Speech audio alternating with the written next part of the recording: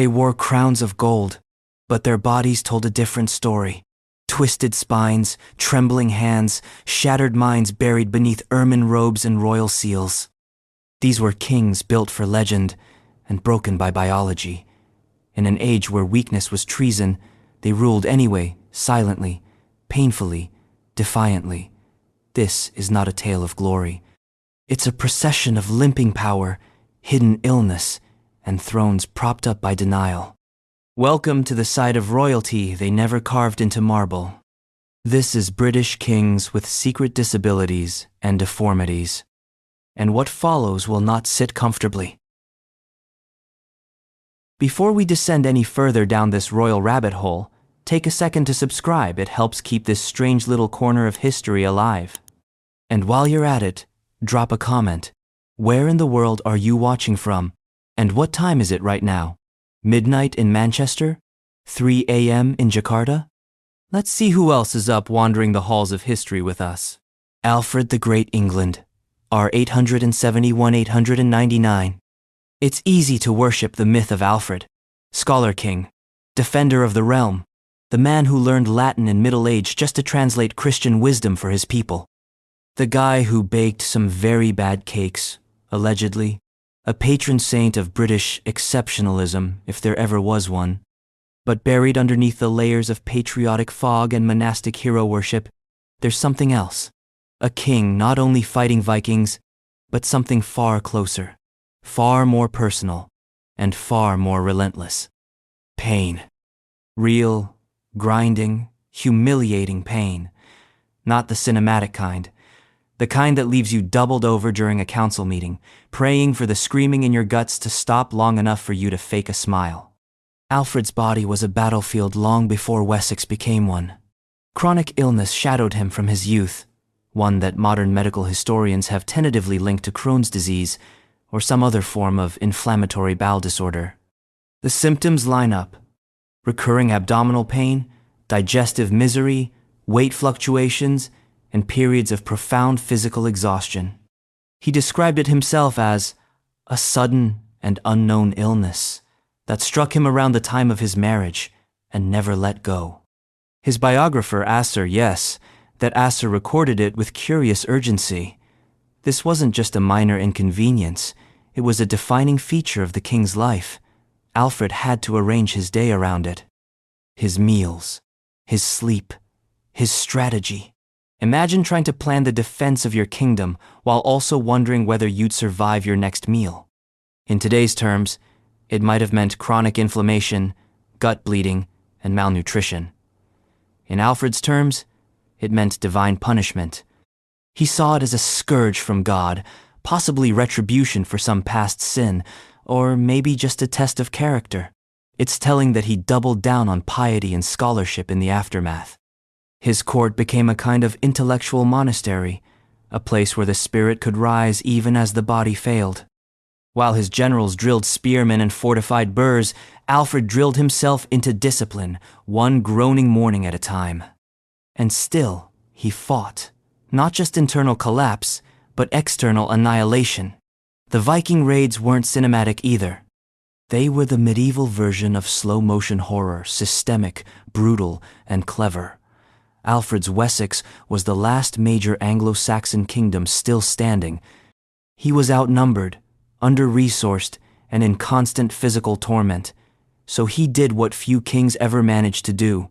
He adapted. He abandoned the old aristocratic model of war and reorganized the entire kingdom's military infrastructure.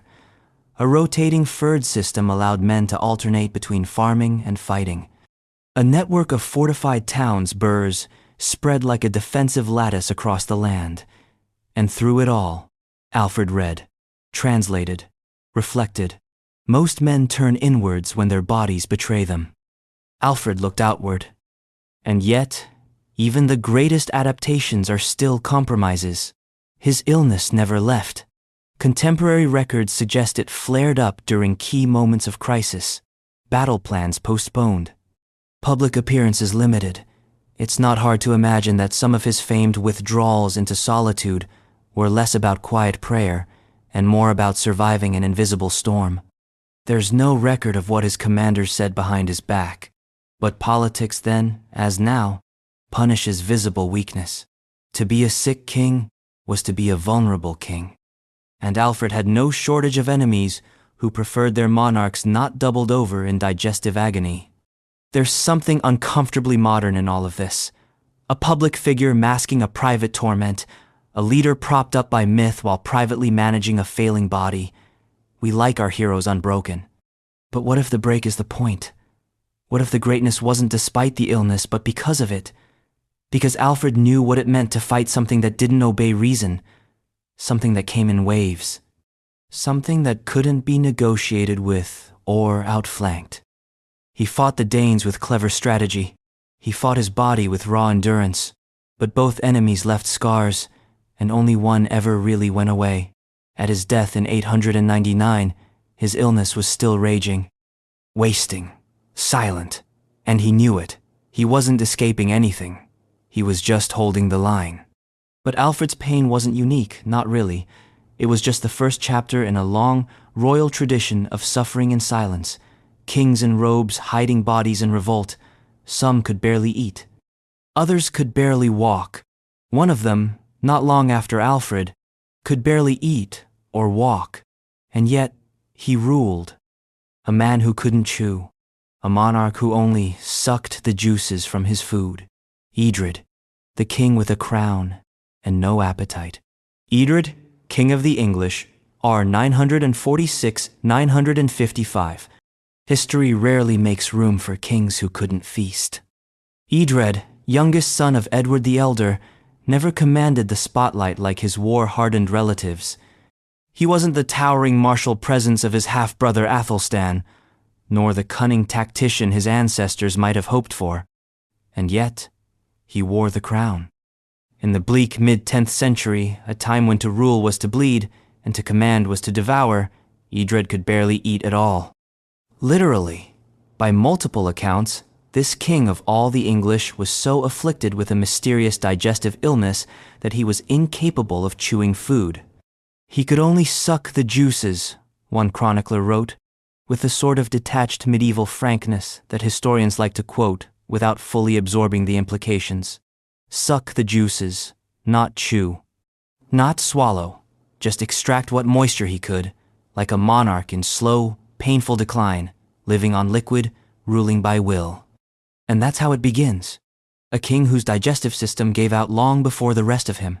Edred's reign, though short, is an eerie study in bodily betrayal. He was crowned in 946, following the murder of his brother, King Edmund I. As if cursed by fate, Edred inherited not only the throne, but a body that barely kept pace with it. He was around 30 years old, still young, still sharp, but already physically breaking down. The historical accounts are maddeningly sparse, but consistent. His illness worsened over time, leaving him increasingly incapacitated. There is a grim irony in that. Edred ruled over the recently unified English kingdoms, a prize fought over for generations. He had power over land, lords, and law, yet no command over his own stomach.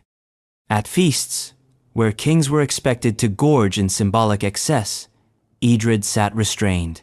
No meat, no bread, no wine-soaked laughter echoing down the stone halls, just sipping, quietly. A king reduced to a patient, a monarch performing strength while privately rationing every bite of energy. Modern scholars, attempting to decode this ancient affliction, have proposed all manner of retrospective diagnoses: advanced Crohn's disease, degenerative esophageal disorder, late-stage malnutrition secondary to another wasting illness. Nothing confirmed, nothing certain. But one truth remains undisputed. Edred was ill enough that even his political enemies noticed. And yet, he held the kingdom. He didn't just survive, he expanded his influence over Northumbria, which had long been a Viking stronghold and a sore point for English rulers. When the Northumbrians, ever mercurial, decided to back the Norse pretender Eric Bloodaxe instead, Edred didn't retreat. He retaliated, with fire. In 948, he ordered the sacking of Ripon, A brutal show of force designed to destabilize Eric's fragile rule. It worked. The Northumbrians turned on their foreign-backed king within the year. Eric was murdered, stabbed in a bleak ravine, and Edred emerged the unchallenged ruler of the English territories, including the North, all while barely eating. It's almost comical, in that dark, ironic British way. The king who couldn't chew orchestrated one of the most politically decisive moves of the 10th century. His body was breaking, but his kingdom was holding. Some say he ruled through delegation, entrusting much to trusted churchmen like Dunstan, the future archbishop. Others say he ruled through sheer determination, dragging himself through ceremonial duties while propped up by will and ritual. But no matter how he ruled, the strain was visible. By the early 952s, reports described Edred as visibly frail. His voice reportedly weakened, his movements slowed. At court, he grew quieter, not contemplative, just exhausted. There are whispers, likely exaggerated, that he had to be helped to and from council meetings. In an era where masculinity and might were expected of kings, this must have been a cruel spectacle. But if anyone dared challenge him outright, they didn't last long. Edred's authority may have looked fragile, but it was iron at the core. Still, the body always wins in the end. Edred died in 955, after 9 years on the throne. By then, his digestive issues had become life-defining. He had no children, no dramatic final campaign, just a slow, painful ebb. Dunstan was reportedly by his side at the end, a religious figure attending to a monarch whose kingdom outlasted his body. He left behind a country more unified than when he found it, and a question: how much can a king suffer before he becomes something else? A symbol? A cautionary tale? A name in a list no one remembers? But not us. We remember. Because Edred's ghost lingers in every meeting where someone pretends to be fine while their body burns beneath the surface. In every face that smiles politely through illness. And in every leader who sits at the head of the table, quietly enduring something unspeakable, because people need to believe they're unbreakable. But of course, they aren't. None of them were, least of all the next one. A man so powerful he reshaped the fate of a continent, but so swollen in his final years that his own body could barely carry him to the grave. William, the conqueror who couldn't fit in his own armor. 2 kings down, 23 to go, and we're just getting started. If you're still here, you clearly have a taste for the darker corners of history. So hit that subscribe button to make sure you don't miss what's coming next. And tell us in the comments, where are you tuning in from, and what time is it on your end? Is this your midnight mystery binge, or your morning cup of royal dysfunction? William I, the Conqueror. England, R1066, 1087. William the Conqueror is a name you probably memorized before you understood what conquest actually meant. The bastard duke from Normandy who crossed the Channel, crushed the Saxons at Hastings, and rewrote English history with a sword in one hand and a cleric in the other. That's the version most of us get. Clean, linear, triumphalist. The victorious foreigner becomes king, builds castles, orders a national survey, and dies in peace. Job done. Except it wasn't. Because William, for all his brutal efficiency and architectural legacy, was also a man whose body gradually turned against him. Not in some sudden tragic twist, not in a blaze of martyrdom or assassination, but slowly, relentlessly. A creeping, physical unraveling that modern medicine might classify as morbid obesity, compounded by chronic injury, compounded again by the consequences of war, age, and unchecked authority. And still, somehow, he ruled. He began life as a child nobody expected to survive. Born around 1028 to Robert, Duke of Normandy, and Herleva, a woman of lower status, William's illegitimacy should have ended his career before it began. Instead, it became the crucible of his ambition. The bastard moniker was never far behind him, but neither was his sword. He learned early that power wasn't inherited, it was taken by force, fear, and an almost pathological refusal to be underestimated. By the time he won the English crown in 1066, William was no stranger to violence or attrition. He was hardened, strategic, and feared. But he was also already showing signs of physical strain. A life of campaigns, long rides, and political stress had taken a toll. Chroniclers described him as broad and heavy-set, strong, certainly, but not agile. And then, as the years went on, that heaviness became more than just an aesthetic. He grew large, and then he grew larger. By the end of his reign, William was described as corpulent, sluggish in movement, and physically limited. It wasn't just the kind of weight gain that comes with age. It was something else. Something that limited his ability to mount a horse, to fight, to move without difficulty.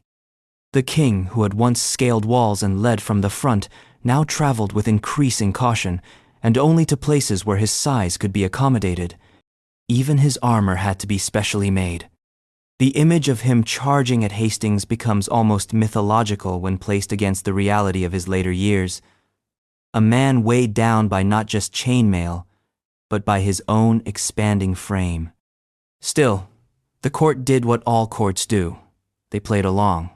You don't question a king's waistline when he can order your family disinherited. You don't comment on a sovereign's breathing when he owns the air you breathe. So the fiction continued of power, of health, of invulnerability.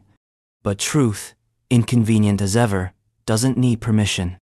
In 1087, William launched a campaign into Normandy's Vexin region to put down rebellion and remind his fractious subjects that their king was still the conqueror.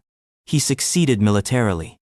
But during the siege of Mantes, a freak accident exposed just how fragile he'd become. His horse reared perhaps from noise, fire, or chaos, and the saddle's metal pommel rammed into William's abdomen with devastating force. That injury is often described in clean, clinical language, an abdominal trauma.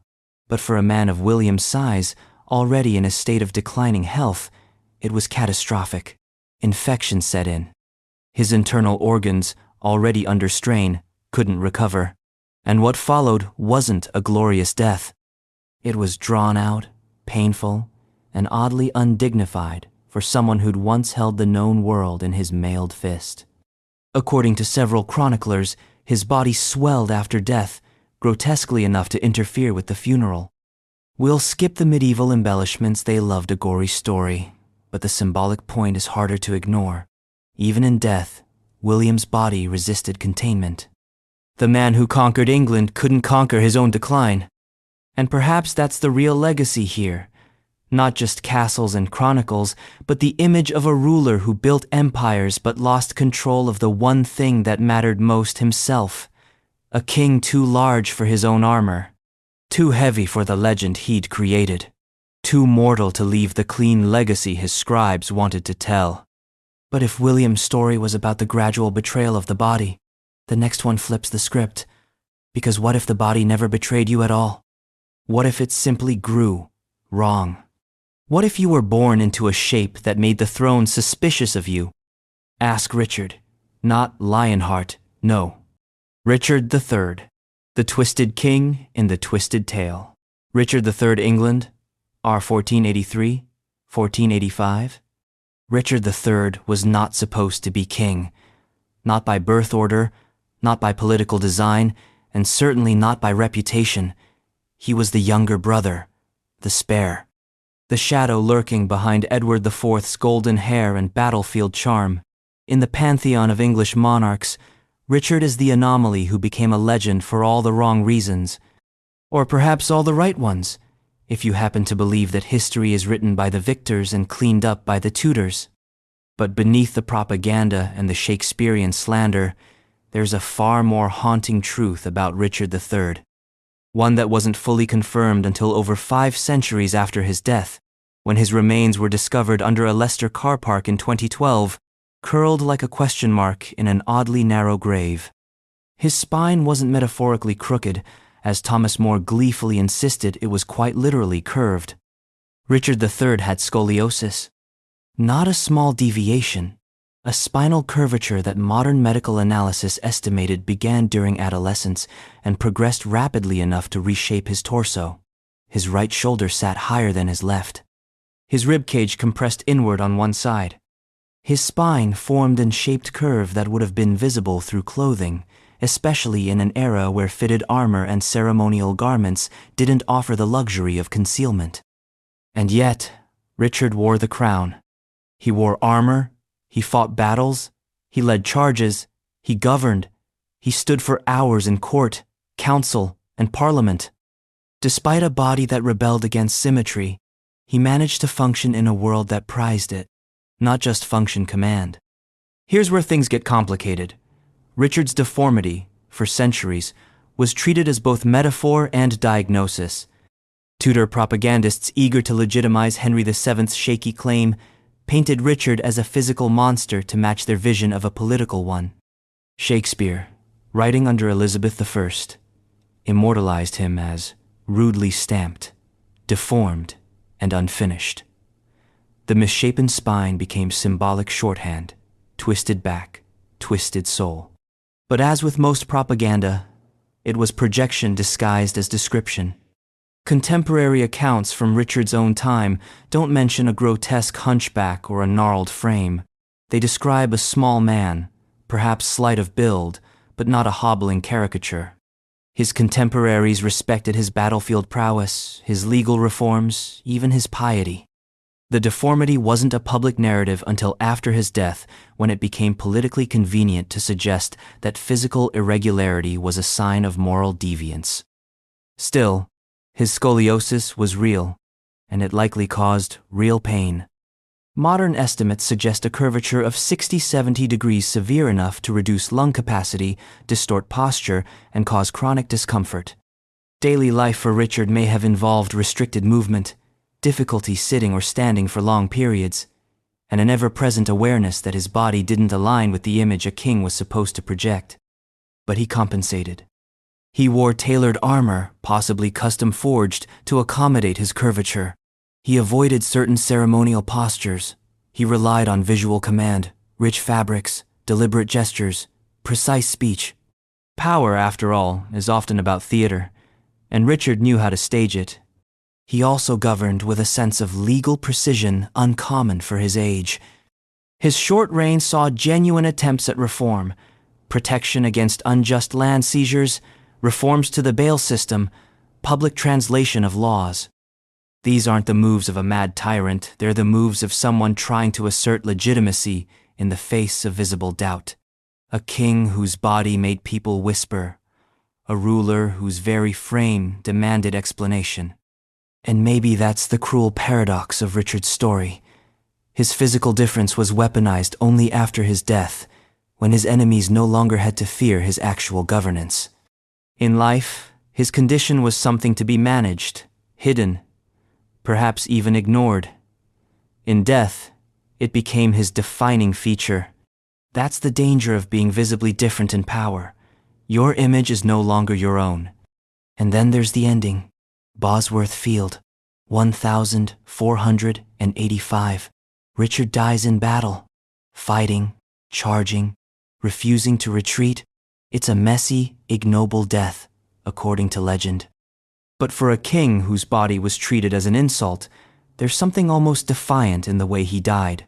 Upright, armed, on horseback, the last English king to die in combat. He was dragged through history by people who never saw his spine, only what it symbolized.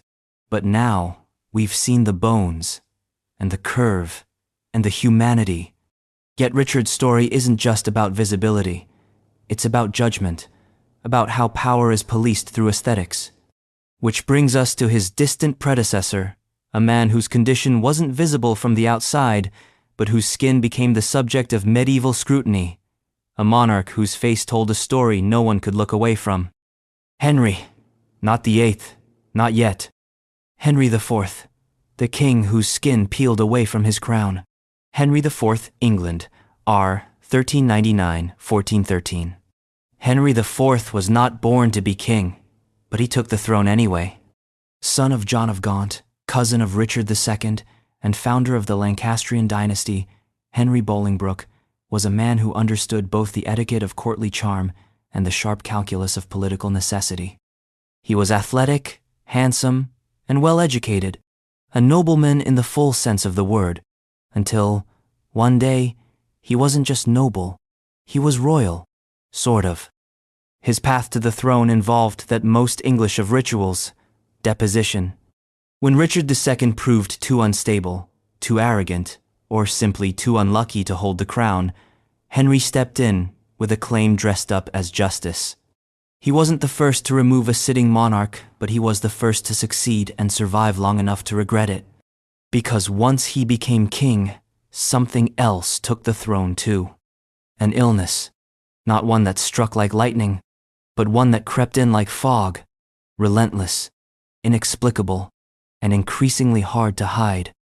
It began subtly enough, reports of fatigue, withdrawals from court, delays in travel, but over time, the symptoms became harder to ignore. By the late 1400 seconds, observers noted eruptions on his skin. A leprous condition, some called it, though that term in medieval medicine often served as a catch-all for any visible and disfiguring skin disease. Others described swelling, blistering, and painful lesions on his face and neck. The king began to hide his face behind cloths or withdraw from ceremonial duties altogether. Modern medical historians have speculated on everything from eczema to psoriasis to severe rosacea to even syphilis, though that last theory doesn't hold up to rigorous scrutiny, especially given the time period. There is no definitive diagnosis. But what is clear is this: whatever afflicted Henry IV, it wasn't just cosmetic. It was painful. It was unpredictable. And it made kingship already a performance into a kind of daily crisis management. What happens to a monarch when his face becomes a site of suspicion? In the medieval world, visible disfigurement wasn't just medical, it was theological. The body reflected the soul, or so the logic went. A king's illness wasn't merely a health issue, it was a divine comment, a warning, a punishment. Some even whispered that Henry's skin condition was retribution for the deposition of Richard II. He had taken the crown by force, maybe God was taking it back, piece by piece. The irony is that Henry, for all his visible deterioration, remained sharp of mind. He continued to govern, continued to lead, but he did so increasingly from behind a veil of seclusion. He missed parliament sessions, he delegated military campaigns. When he did appear in public, it was often brief, ceremonial, and at a distance. The image of kingship was everything, and Henry's image was cracking, quite literally. But he didn't relinquish power, he didn't abdicate, he didn't wallow in self-pity or vanish from history. Instead, he did something quieter, more unnerving. He endured. For 14 years, through rebellion, illness, and political strain, he remained king, the first of his line, the foundation of Lancastrian rule. It's tempting to reduce Henry IV to a medical case study or a cautionary tale, but he's something else, something stranger. He's a reminder that monarchy is, above all else, a performance of normalcy. And when that normalcy begins to physically dissolve, the fiction becomes harder to maintain. The court still bowed, the nobles still swore loyalty, the coin still bore his name. But everyone knew something was wrong. They just didn't have the words or the right to say them aloud. Near the end of his reign, Henry experienced bouts of what sources call fits or swoonings, sudden episodes of collapse or unconsciousness. He suffered one while praying in Westminster Abbey, reportedly near the shrine of Edward the Confessor. There were whispers that he would die right there on holy ground. Instead, he awoke, muttered a few defiant words, and demanded to be taken elsewhere. A king doesn't die in public, especially not a king who spent his life trying to hold his body together while the crown slowly eats away at him. He died in 1413, aged 45. His reign had been filled with uprisings, illness, and suspicion, but also stability. He had done what many others couldn't, held the throne after taking it by force. And his son, young, ambitious, and strikingly different, would go on to become Henry V, the darling of Agincourt and of Shakespeare's stage. But the story of Henry IV leaves us with a quiet unease, because it asks a simple question: what does a king owe his people, his strength, or the illusion of it? And what happens when even the illusion becomes too painful to maintain? That's where we turn next. To a king who lost not his face, but his mind. Not in rage, not in madness, in silence. A monarch who fell inward until the entire court began to whisper the one word you're never supposed to say near the throne. Broken. Edward VI, England, R. 1547, 1553. It's easy to forget Edward VI even existed. Wedged awkwardly between the gory theater of Henry VIII and the iron-willed spectacle of Elizabeth I, Edward tends to be treated more like a transitional paragraph than a king, a polite footnote, the boy before the storm. And in some ways, he was all of that. A king who never reached adulthood, a reformer who never lived to defend his reforms. A child whose crown was far too heavy and whose lungs were far too weak. But if history loves to forget Edward, it's probably because his story isn't convenient. He didn't die in a blaze of glory. He didn't command armies. He didn't inspire bards. He simply faded, slowly, visibly, publicly. And the realm, for all its grandeur, quietly arranged itself around his decline, pretending nothing was wrong, even as everyone knew exactly how it would end. Edward was born in 1537, the long-prayed-for son of Henry VIII and Jane Seymour. His mother died days after childbirth, and the country mourned, or perhaps sighed in relief. At last, a male heir. A future that looked, for a moment, unshakably stable. But the irony was already in motion. Edward would be the first monarch of England raised Protestant from the cradle. His tutors were hand-picked for their reformist zeal, humanist scholars, evangelical theologians, men who believed the boy king would be the embodiment of the new order. They drilled into him not only scripture and Latin, but policy and purpose.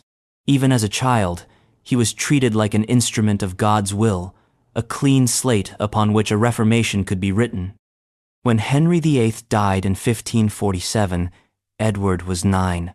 He became king in a glittering ceremony that no one believed he truly controlled. Real power fell to his uncle, Edward Seymour, Duke of Somerset, who took the title of Lord Protector. Later, it passed to John Dudley, Duke of Northumberland. The crown moved from one adult hand to another, while the boy who wore it grew thinner and quieter. There are portraits of Edward from these years, painted in the stiff, formal Tudor style. He's poised, delicate, almost too composed for a child. But behind the painted flesh tones and jeweled collars is a growing problem. He was sick, often. At first, it was dismissed. Growing pains, fevers, coughs, the usual ailments of youth. But by early 1553, it was no longer avoidable. Edward was wasting. He began to lose weight rapidly. His cough worsened. He developed a hoarseness, then breathlessness, then a pale, almost waxy complexion. Ambassadors began sending coded reports back to Europe, noting how the king was observed to spit blood. The court, of course, denied everything. But medicine, even then, didn't care for court protocol. Modern scholars widely believe Edward died of tuberculosis, then known as consumption, a slow systemic illness that drains the body while leaving the mind clear enough to know exactly what's happening. And that's the part often overlooked. Edward knew. He wasn't just fading physically, he was racing politically. As his health declined, his urgency increased. He pushed harder for Protestant reform. He revised the Book of Common Prayer. He supported more radical preachers. His education, rooted in evangelical logic, had taught him that salvation lay not just in faith, but in structure. The church must be purified. The realm must be preserved. And the line of succession must be corrected. Because Edward had a problem. Two, in fact. Their names were Mary and Elizabeth. Mary, his older half-sister, was Catholic, loyal to the Old Mass, the Latin liturgy, the papal order. Elizabeth, more ambiguous, formally Protestant, but politically quiet. Edward, in his declining months, couldn't risk either, so he rewrote the will. He named Lady Jane Grey, his cousin, as heir, a teenage girl, devoutly Protestant, and conveniently married into the Dudley family, the same family that currently controlled the Regency Council. It was a last political act from a dying king, not one of rebellion, but of preservation. And then, just like that, he was gone. He died in July 1553, just 15 years old. The official announcements were delayed. The court scrambled to install Jane as queen. The cover-up failed. Mary rallied supporters, marched on London, and took the throne within days. Lady Jane Grey was executed the following year, and Edward became what he'd feared most, a brief candle, a Protestant hope extinguished before it could catch fire. But even in death, Edward's reign lingers not because of what he did, but because of what he couldn't. He couldn't survive. He couldn't choose his legacy. He couldn't escape the crown that had been placed on his head before he understood what it cost. And he wasn't the last Tudor to live in the shadow of fragile health. Because after the boy king came the kingmaker, the man who seized the throne on the battlefield, who clawed power from the wreckage of war, and who, for all his political cunning, would spend his final years locked in a body slowly grinding itself down. Henry Tudor, Henry VII, the king who won the throne and spent the rest of his life paying for it. Edward VI, England, R. 1547-1553. It's easy to forget Edward VI even existed. Wedged awkwardly between the gory theater of Henry VIII and the iron-willed spectacle of Elizabeth I, Edward tends to be treated more like a transitional paragraph than a king, a polite footnote, the boy before the storm. And in some ways, he was all of that. A king who never reached adulthood, a reformer who never lived to defend his reforms. A child whose crown was far too heavy and whose lungs were far too weak. But if history loves to forget Edward, it's probably because his story isn't convenient. He didn't die in a blaze of glory. He didn't command armies. He didn't inspire bards. He simply faded, slowly, visibly, publicly. And the realm, for all its grandeur, quietly arranged itself around his decline, pretending nothing was wrong, even as everyone knew exactly how it would end. Edward was born in 1537, the long-prayed-for son of Henry VIII and Jane Seymour. His mother died days after childbirth, and the country mourned, or perhaps sighed in relief. At last, a male heir, a future that looked, for a moment, unshakably stable. But the irony was already in motion. Edward would be the first monarch of England raised Protestant from the cradle. His tutors were hand-picked for their reformist zeal, humanist scholars, evangelical theologians, men who believed the boy king would be the embodiment of the new order. They drilled into him not only scripture and Latin, but policy and purpose. Even as a child, he was treated like an instrument of God's will, a clean slate upon which a reformation could be written. When Henry VIII died in 1547, Edward was 9. He became king in a glittering ceremony that no one believed he truly controlled. Real power fell to his uncle, Edward Seymour, Duke of Somerset, who took the title of Lord Protector. Later, it passed to John Dudley, Duke of Northumberland. The crown moved from one adult hand to another, while the boy who wore it grew thinner and quieter. There are portraits of Edward from these years, painted in the stiff, formal Tudor style. He's poised, delicate, almost too composed for a child. But behind the painted flesh tones and jeweled collars is a growing problem. He was sick, often. At first, it was dismissed. Growing pains, fevers, coughs, the usual ailments of youth, but by early 1553, it was no longer avoidable. Edward was wasting. He began to lose weight rapidly. His cough worsened. He developed a hoarseness, then breathlessness, then a pale, almost waxy complexion. Ambassadors began sending coded reports back to Europe, noting how the king was observed to spit blood. The court, of course, denied everything. But medicine, even then, didn't care for court protocol. Modern scholars widely believe Edward died of tuberculosis, then known as consumption, a slow systemic illness that drains the body while leaving the mind clear enough to know exactly what's happening. And that's the part often overlooked. Edward knew. He wasn't just fading physically, he was racing politically. As his health declined, his urgency increased. He pushed harder for Protestant reform. He revised the Book of Common Prayer. He supported more radical preachers. His education, rooted in evangelical logic, had taught him that salvation lay not just in faith, but in structure. The church must be purified. The realm must be preserved. And the line of succession must be corrected. Because Edward had a problem. Two, in fact. Their names were Mary and Elizabeth. Mary, his older half-sister, was Catholic, loyal to the old Mass, the Latin liturgy, the papal order. Elizabeth, more ambiguous, formally Protestant, but politically quiet. Edward, in his declining months, couldn't risk either, so he rewrote the will.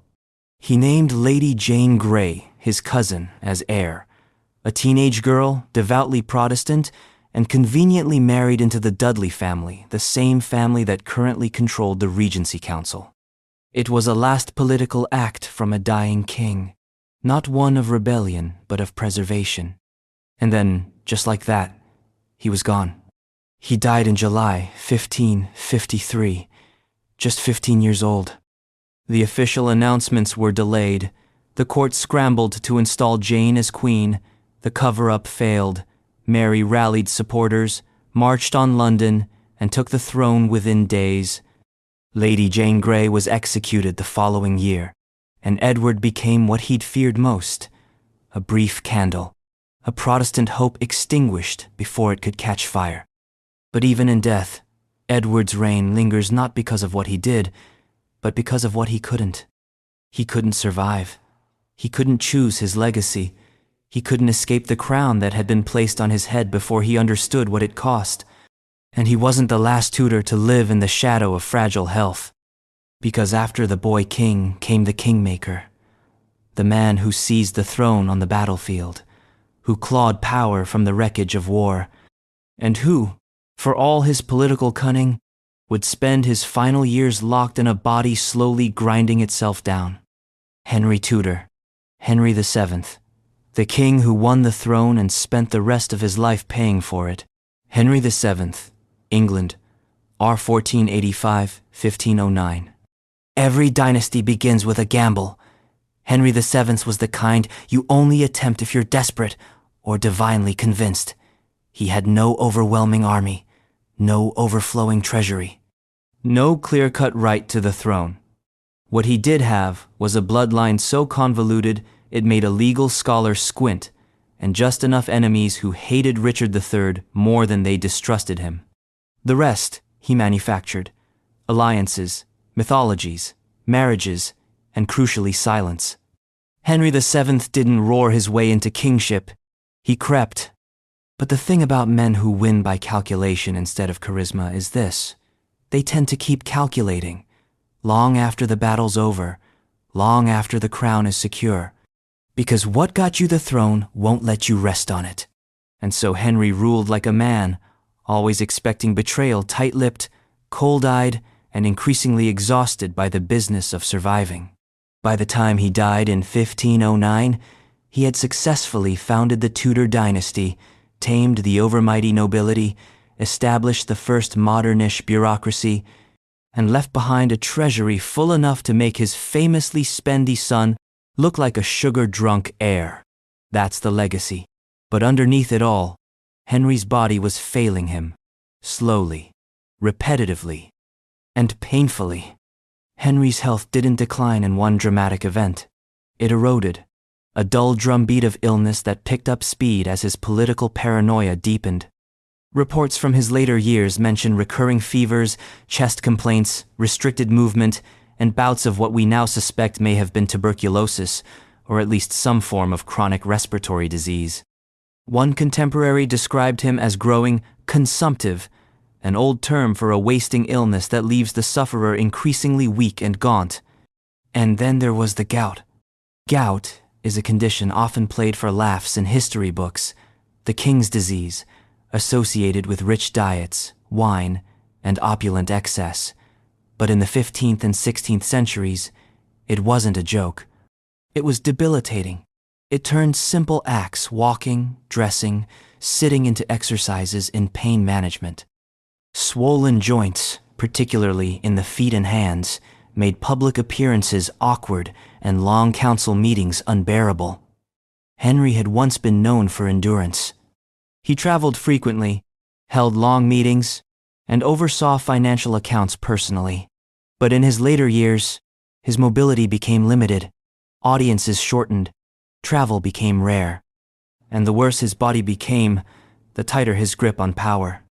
There's something almost poetic in the way Henry's illness mirrored his rule. Controlled, quiet, difficult to read, he rarely spoke of his health publicly.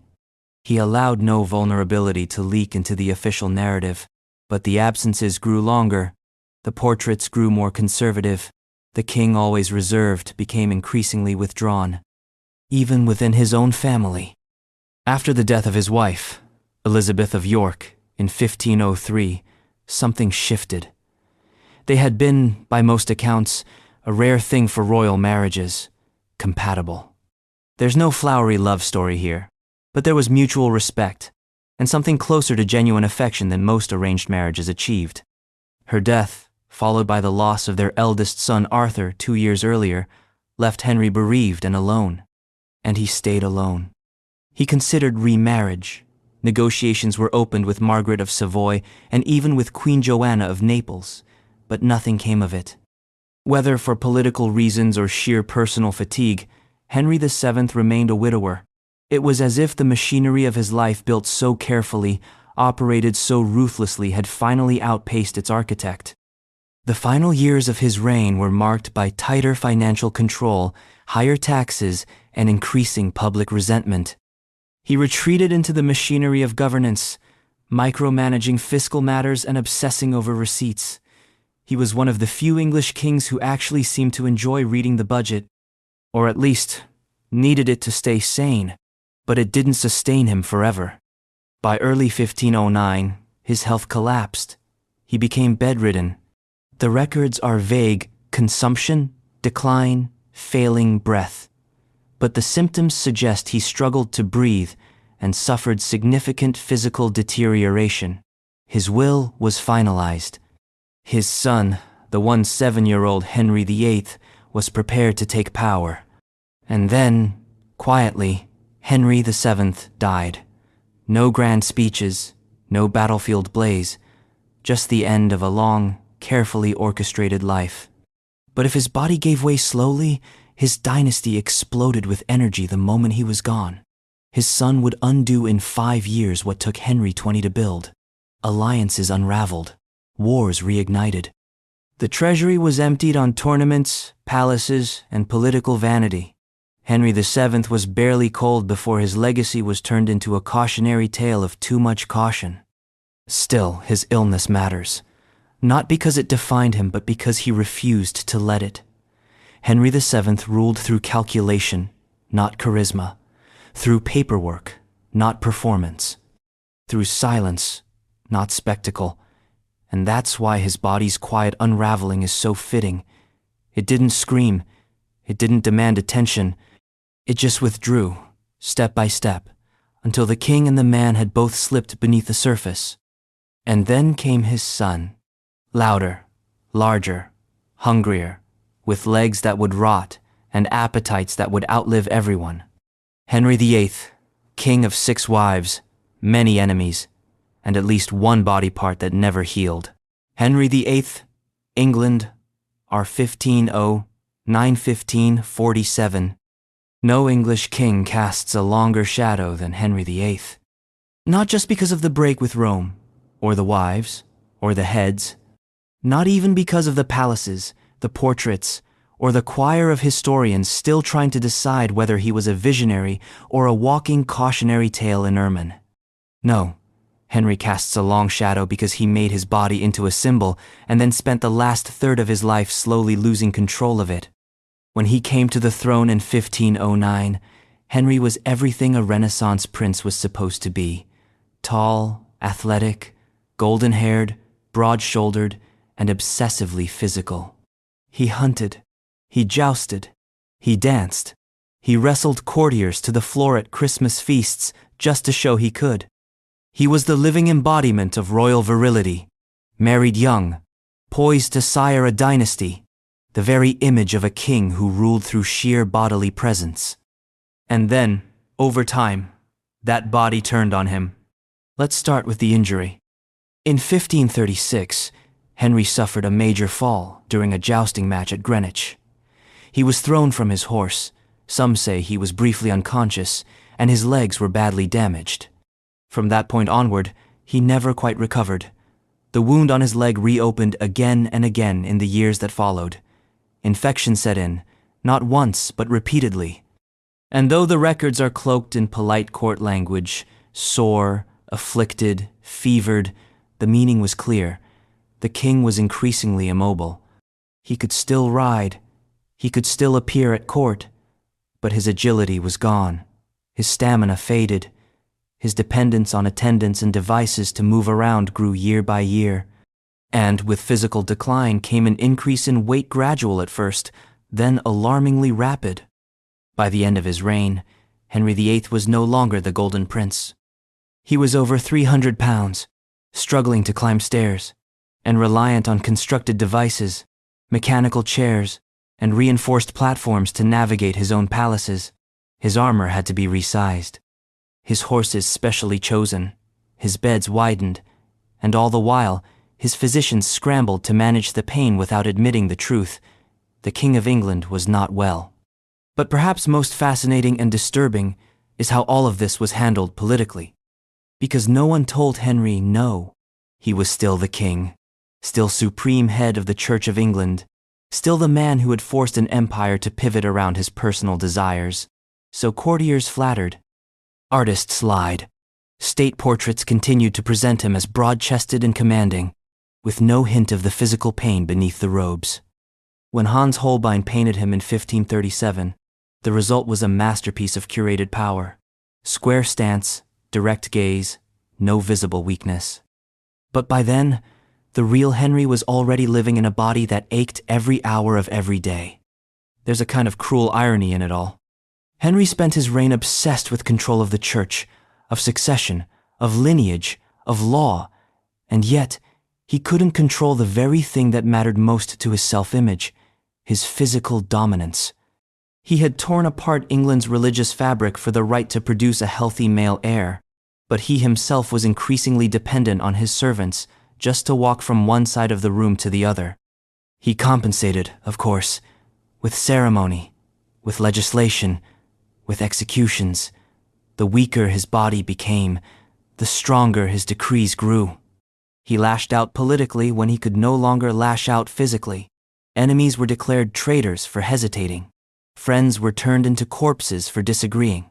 Ministers rose and fell with terrifying speed. Even his marriages, once driven by lust or lineage, took on a strange theatrical tone, each wife a chapter, in a drama that increasingly had nothing to do with love or politics, and everything to do with legacy. But beneath all that drama was a man whose physical suffering shaped every decision he made. The king who once danced until dawn now rarely left his chamber. The man who once rode for hours through the forest now sat, watching others hunt on his behalf.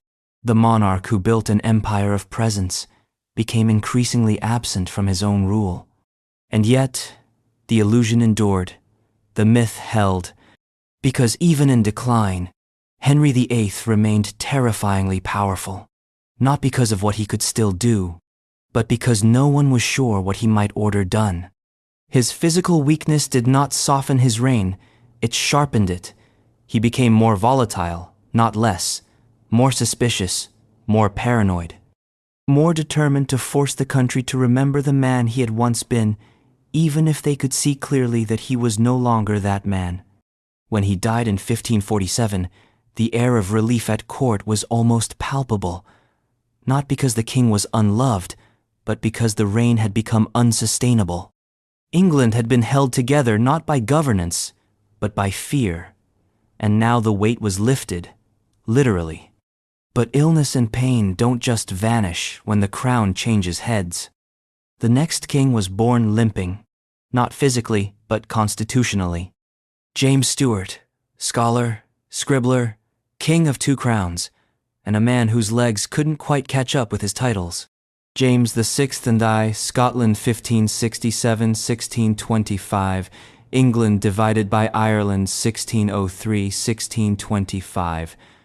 James Stuart was a man who had too many crowns and not nearly enough cartilage. King of Scotland at 13 months old, King of England and Ireland by the age of 36. First ruler to unite the crowns of the British Isles, not by conquest, but by inheritance and an inconvenient death in the Tudor bloodline.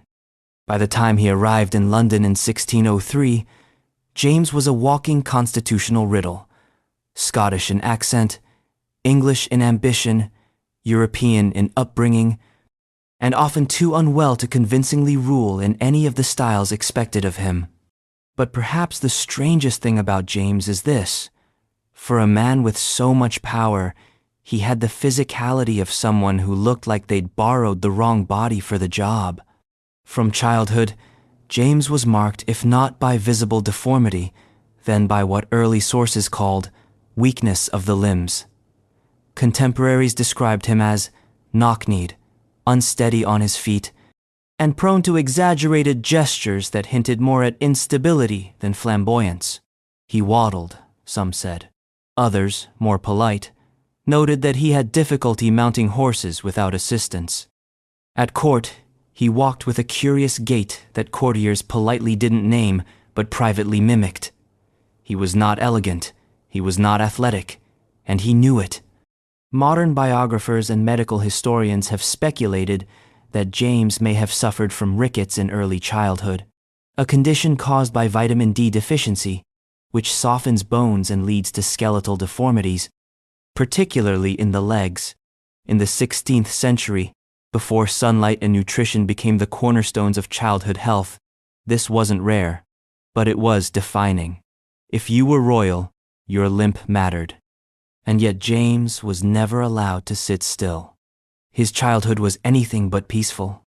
Crowned King of Scots before he could speak, orphaned politically by the forced abdication of his mother, Mary, Queen of Scots, and raised under a revolving door of tutors, regents, and factional backers, James didn't so much inherit a throne as he survived his way into one.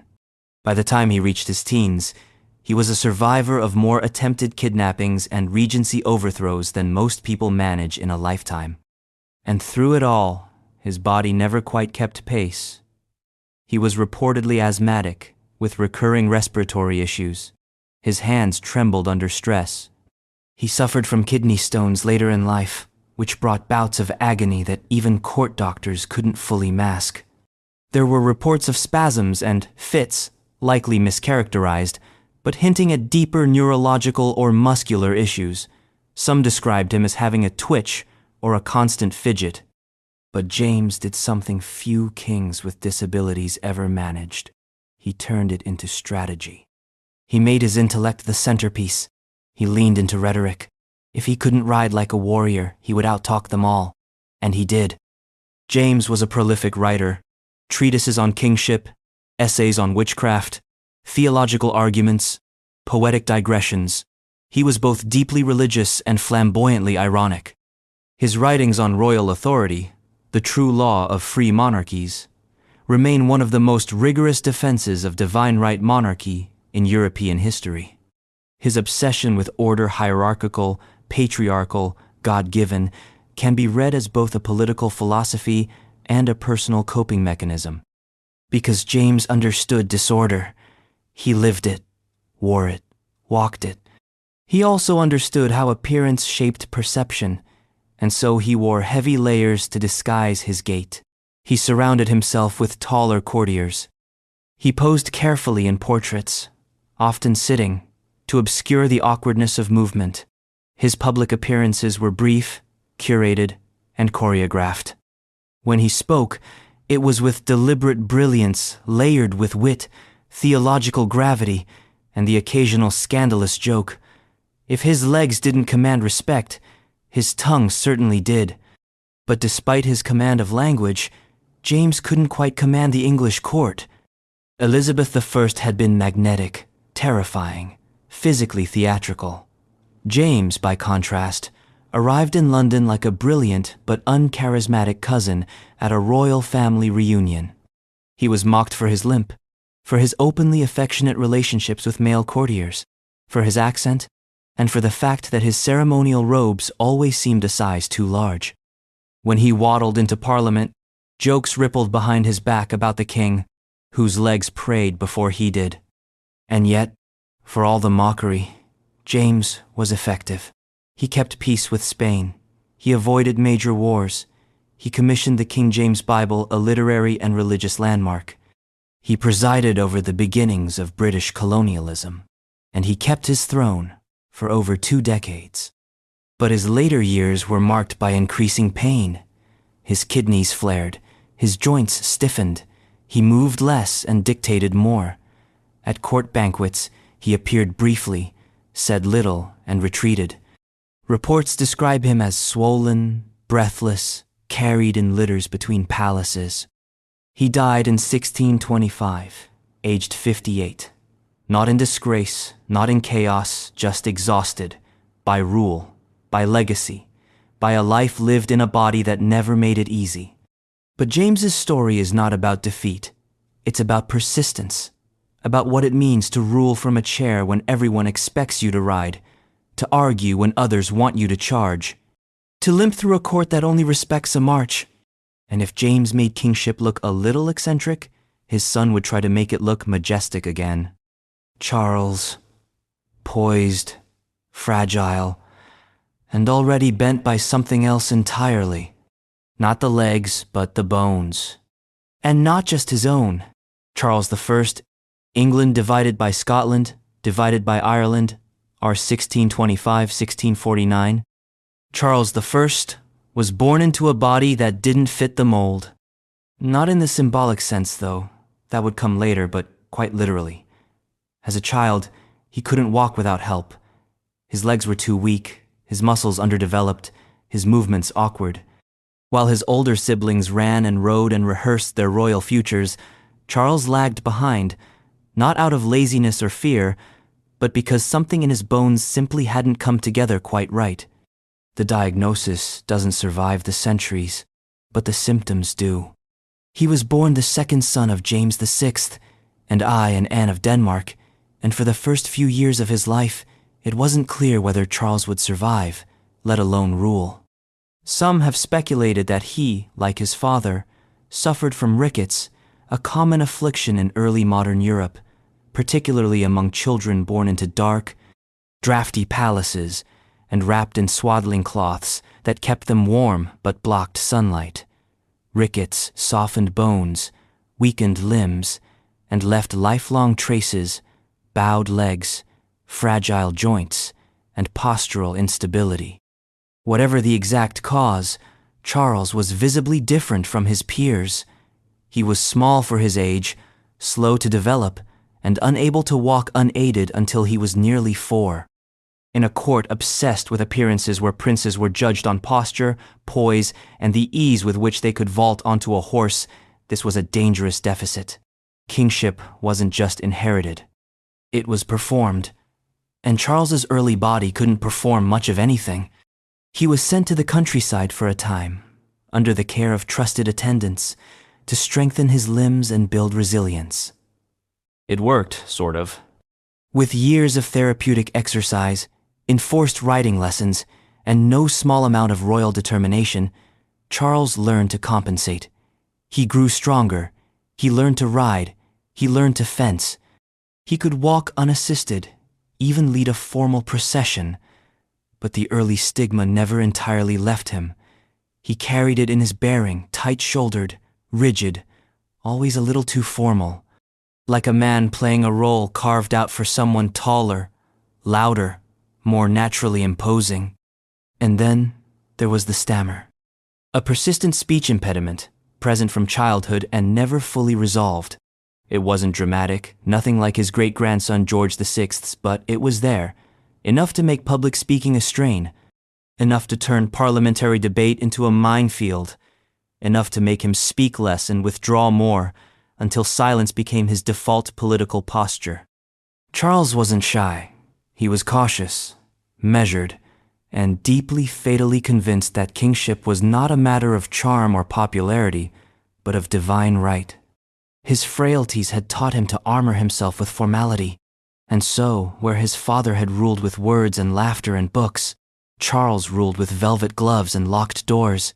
He dressed immaculately, held court with icy dignity, rarely explained himself. It worked for a while. He inherited the throne in 1625, upon James's death, and quickly married Henrietta Maria of France, a devout Catholic queen consort who introduced even more tension into an already anxious Protestant kingdom. His reign was immediately complicated. Parliament was suspicious of his religious leanings, his spending, and his refusal to compromise. But Charles didn't bend. He believed in monarchy the way a man believes in a cathedral, not as a structure you can renovate, but as something sacred. When tensions with Parliament reached a breaking point, Charles didn't diffuse the situation, he dissolved Parliament altogether. For 11 years, he ruled without them, the so-called personal rule. To some, it was tyranny. To Charles, it was housekeeping.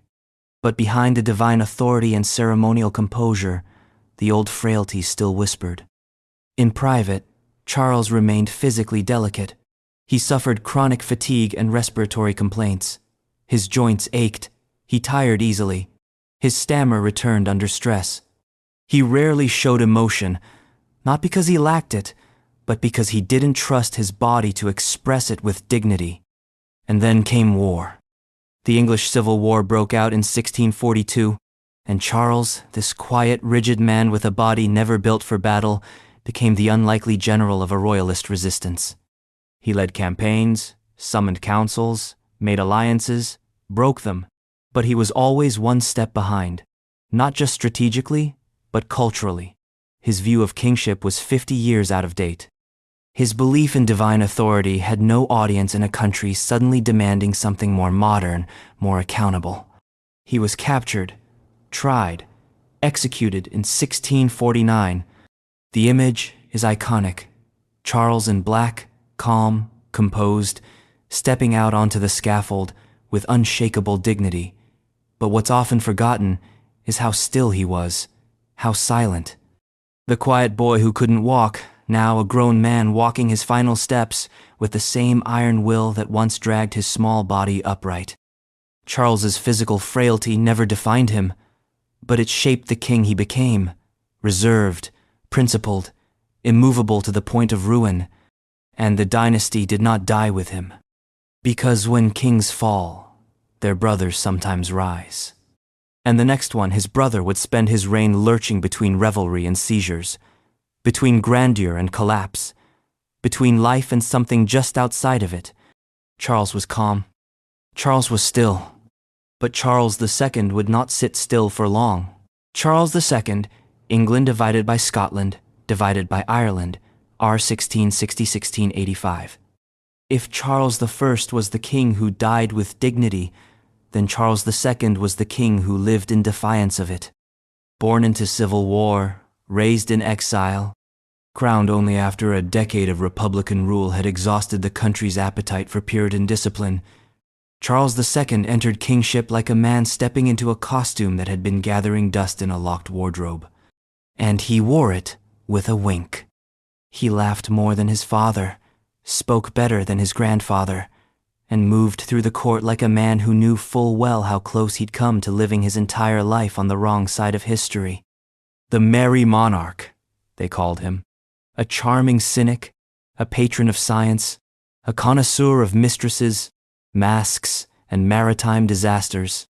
But beneath the curls, the elegance, and the theatrical irreverence, Charles carried something else, something far less festive. A mystery of the body, a strange, recurring illness, a creeping failure that modern biographers still argue over because the records leave us with more symptoms than certainty. What we know is this: by the latter part of his reign, Charles II suffered intermittent episodes of collapse, fatigue, convulsions, and organ dysfunction. And it would all end suddenly, violently, in a death that looked less like natural aging and more like a body that had finally run out of tricks. But we'll get there. First, the slow unraveling. Throughout the 1,670 seconds and early 1,680 seconds, Charles's health showed signs of strain. He experienced swelling in his limbs, lethargy, muscle cramps. He sometimes withdrew from court without explanation. There are notes in ambassadorial dispatches describing the king as indisposed or afflicted by gout, which may have been both true and insufficient. Some historians have proposed chronic kidney disease. Others suspect a neurovascular condition. The most alarming symptoms came in waves: tremors, speech slurring, even brief periods of mental fog. They were not frequent enough to raise panic, but just frequent enough to be noticed. He refused, of course, to show weakness. Kings rarely admit anything, and Charles especially knew how quickly rumor could rot a throne. His own father had been brought low not by illness, but by an inability to control perception. Charles II had learned from that. He kept his circle tight. Doctors were sworn to secrecy. But in February 1685, the fiction collapsed. During a routine morning in Whitehall, Charles was suddenly struck by a violent seizure while dressing. He collapsed, unconscious, with his attendants scrambling in confusion. Physicians were summoned, dozens of them, each arriving with tinctures, leeches, and contradictions. What followed was an agonizing week of treatment, misunderstanding, and a slow descent into multi-organ failure. They bled him, they blistered him, they dosed him with herbs, mercury, and enough contradictory medieval interventions to fill a pharmacy and a horror novel. None of it worked. His body was shutting down. He developed a high fever. He couldn't swallow. He drifted in and out of lucidity, issuing orders, blessing his illegitimate children, asking for forgiveness, and famously apologizing to his courtiers for being such an unconscionable time a-dying. It was very Charles. The official cause of death, as declared at the time, was apoplexy, an old term for stroke. But later analyses of the autopsy notes and symptoms point more convincingly to uremia caused by kidney failure. Or perhaps a series of seizures brought on by severe electrolyte imbalance. Or both.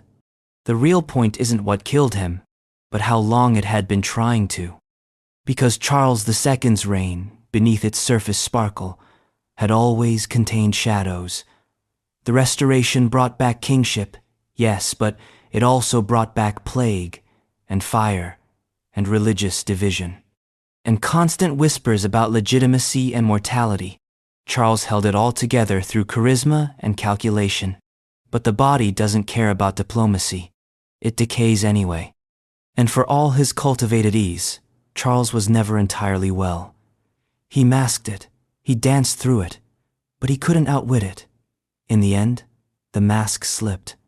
And what remained was a man who had ruled for 25 years, fathered at least 12 illegitimate children, avoided assassination, outlived scandal, and died from something no one saw coming until it was already too late. His brother, James, succeeded him, but not in charm, or wit, or subtlety, and certainly not in health. William III, England divided by Scotland, divided by Ireland, R. 1689–1702. William III did not come to England to be loved. He came to secure a Protestant succession, stabilize the Dutch-English alliance against France, and, if possible, survive the trip. Affection was optional, breathing was not. From the beginning, William of Orange was defined by contradiction, a foreign king with domestic legitimacy, a Calvinist ruler in a land still haunted by Catholic ghosts, a wartime leader who could barely breathe in peacetime. His very body was a paradox, frail, asthmatic, and perpetually teetering between functionality and collapse. He was not supposed to look like a king, tall but gaunt, stiff in movement. His face seemed built for suspicion, hollow-cheeked, pallid, with deep-set eyes that always seemed to narrow first, then blink later. But William had never been interested in theater. He was a man of military instinct and Protestant conviction, not courtly charisma. His power came not from presence, but persistence. And he needed all of it, because his lungs, from youth onward, were barely on his side. Asthma, as we now call it, shaped William's entire life. Chronic, severe, and poorly managed by the medicine of the 17th century, it left him constantly wheezing, short of breath, and physically limited. Episodes could be triggered by dampness, cold, stress, or seemingly nothing at all. In an age without inhalers or steroids, there was little to do but endure and avoid any environment that might worsen the condition. Which is why, upon arriving in London after the so-called Glorious Revolution of 1688, William found Whitehall Palace intolerable, too damp, too smoky, too London. He immediately began shifting the center of royal life to Kensington and Hampton Court residences situated farther west, with cleaner air, better drainage, and marginally more breathing room. The move wasn't just a preference, it was medical. For William, air was survival, and so geography became governance. His illness was no secret to those around him. Courtiers remarked on the sound of his breathing behind closed doors. Ambassadors noted his reliance on rest and warmth. At times, he appeared at court bundled in cloaks, even in mild weather, as if his lungs were always one chill away from betrayal. He slept often in heated rooms, with windows sealed and attendants ready in case of a nighttime attack. And yet, despite this, he was relentless. He led military campaigns across Europe, notably against Louis XIV's France. He rode with his troops, negotiated with allies, dictated policy, and micromanaged details of war. His body was a limitation, but never an excuse. When a soldier coughed, he offered advice. When generals hesitated, he pushed forward. He fought not just enemies, but his own biology. And for most of his life, he won. But age and accident conspired against him. In 1702, at the age of 51, William's already vulnerable frame took a catastrophic hit literally. While riding in the grounds of Hampton Court, his horse stumbled on a molehill. He fell awkwardly and fractured his collarbone. On its own, this might have been survivable. But for a man with a chronic lung condition, the shock to the system triggered a rapid decline. His chest weakened, breathing grew harder, coughing fits intensified, pneumonia set in. He lingered for weeks, refusing to fully retreat from governance, even as he struggled to speak above a whisper. Doctors tried poultices, purges, and hot coals near the feet standard fare for the era, none of which did more than delay the inevitable. He died in March 1702, exhausted, hollowed, and still, in the minds of many, a foreigner. Even in death, William remained a paradox. He had been invited by Parliament, yet never fully embraced by the English public. He had ruled England, Scotland, and Ireland, yet preferred the Netherlands to the end. He was a Protestant hero who rarely smiled in public, and a king of three kingdoms who never truly felt at home in any of them. But, perhaps most poignantly, he was a man who restructured a monarchy while rarely drawing a full breath. And that breathlessness didn't end with him, because the House of Hanover was coming. But before it arrived, there were 2 more kings to pass through the quiet fading of George I and the slow dimming of George II. The first began with a stroke and ended in silence. On a road far from home, George I, Great Britain divided by Ireland, R 1714-1727. George, I was never supposed to be an English king, not in temperament, not in language, and certainly not in geography. Born and raised in the electorate of Hanover, he was a German prince through and through, stiff, orderly, efficient, and only vaguely interested in the idea of Britishness. He spoke little English, showed little flair, and governed a country whose customs seemed to confuse him as much as his health began to betray him.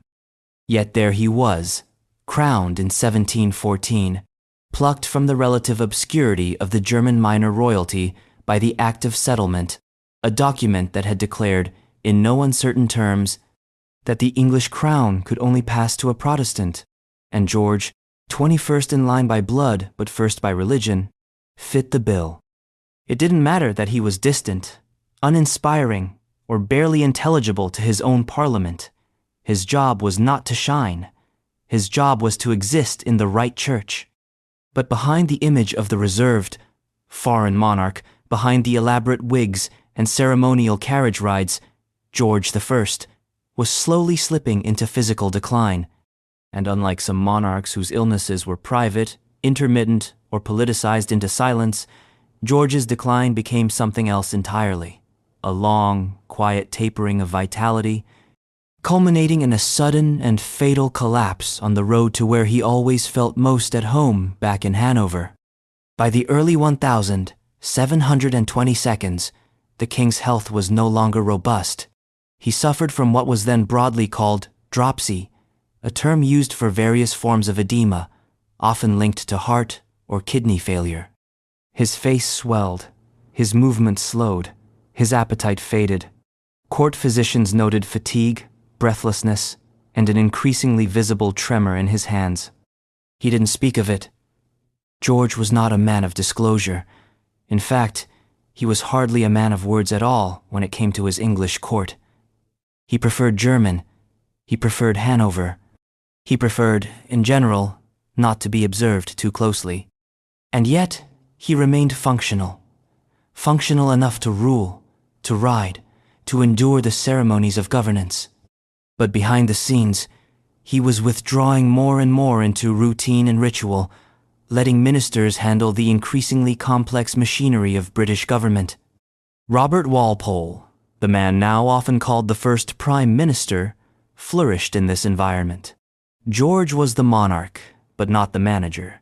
He was there, but increasingly not present. Then came the journey. In June 1727, George I left England for his regular summer trip to Hanover. It was a standard ritual, one that brought him comfort, familiarity, and the illusion of vitality. But his body was already failing. During the crossing and travel overland, he began to complain of pressure in the head, headaches, nausea, numbness. Classic signs, though, then unrecognized of cerebrovascular trouble. In the early hours of the 11th of June, at the Bishop's Palace in Osnabrück, George suffered what would now be classified as a massive stroke. He collapsed in bed, unconscious. He never recovered. He died the next morning, far from London, far from Westminster, and far from a public that had never quite accepted him. The king who barely spoke their language, who barely engaged with their politics, who had ruled them without ever truly knowing them, was gone. But George's quiet death revealed something even more uncomfortable than his distant life, that monarchs can disappear long before they die. The body breaks down slowly. The presence thins. The decisions get handed off, and by the time the crown passes on, the real transfer of power has already happened, unspoken, unrecorded, unnoticed. George, I didn't go out with a declaration or a battle cry. He went out the way he ruled, silently. But his son, George II, would be forced to rule with one hand already slipping from the grip of sound and light. The ears went first, then the eyes. And all the while, the throne had to pretend nothing was lost. George II, Great Britain divided by Ireland, are 1727-1760. If George I ruled England without ever quite joining it, George II ruled by acting like he'd always belonged while slowly losing his grip on the very senses that tethered him to the world. Born in Hanover, much like his father, George II inherited the throne in 1727 with all the ambivalence of a man receiving a complicated gift. He was more visibly engaged than George I, more publicly active, and more emotionally volatile. He attended cabinet meetings, reviewed troops, bickered with ministers, and even fought in battle, famously becoming the last British monarch to personally lead troops into combat at the Battle of Dettingen in 1743. But behind the image of a sharp-tempered, militarily inclined king was something harder to detect at first, a slow sensory unraveling that would define the later years of his long reign. The first thing to go was his hearing. By the 1,740 seconds, George II was already struggling to follow court discussions without repetition. Ambassadors noted his tendency to misinterpret questions, offer inappropriate responses, or become irritable when forced to strain to catch a conversation. Ministers began to adapt, speaking louder, enunciating more clearly, crafting written briefings rather than relying on spoken summaries.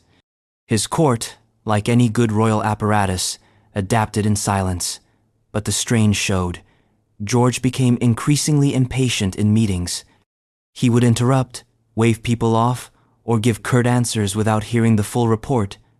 At court receptions, he smiled stiffly, nodded automatically, and avoided lengthy interactions. It was not indifference, it was isolation, made necessary by a world that was quite literally growing quieter. Then came the eyesight. In his later years, George began experiencing visible difficulty reading documents and recognizing faces at a distance.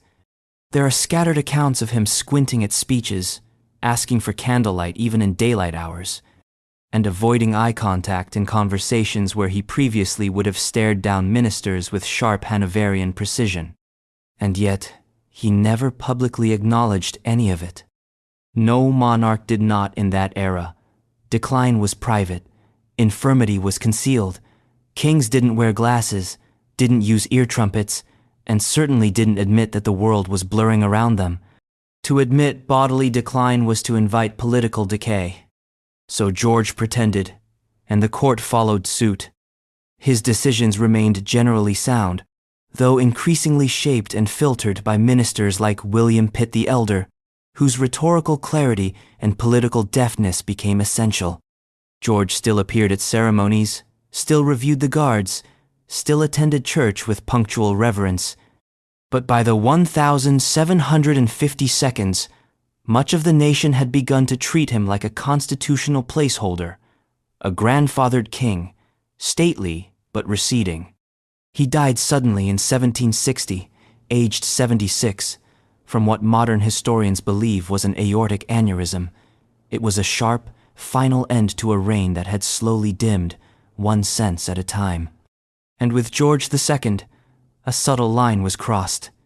He was the last British king born outside the British Isles, the last monarch buried in Westminster Abbey, and, in some sense, the last king to decline in private, surrounded by the quiet indulgence of a court too polite to say, "He can't hear you anymore." But the next king wouldn't be granted that silence. He heard things too much, saw things that weren't there, felt the world pulling apart at the seams inside his mind. George III, the king whose illness became legend, and whose legacy was devoured by the question no monarch wants to face. What if the crown sits on a mind that no longer knows it's there? George III, Great Britain divided by Ireland, R. 1760-1820. George III began his reign with clarity, clear purpose, clear ideals, and most significantly, a clear mind. He was meticulous, well-read, and serious in ways his predecessors rarely were. Unlike his Hanoverian forebears, he was born in Britain, spoke English fluently, and actually seemed to care about governing. He had an astonishing memory, an appetite for science, and a reputation for personal morality. He didn't gamble, he didn't keep mistresses. He was faithful to his wife, an unthinkable achievement for a king at the time. In short, George III appeared to be exactly what the British monarchy needed in an age of growing public scrutiny. And then his mind turned against him. But not all at once. The tragedy of George III was not that he went mad, it was that he knew he was losing himself and couldn't stop it. For decades, historians believed he suffered from a rare metabolic disorder called porphyria, triggered, perhaps, by stress, medication, or even diet. The symptoms seemed to match: severe abdominal pain, muscle weakness, bouts of confusion, and the infamous periods of mental instability. But more recent studies, especially those examining his correspondence, suggest something different and in many ways more human: bipolar disorder, possibly with episodes of psychosis.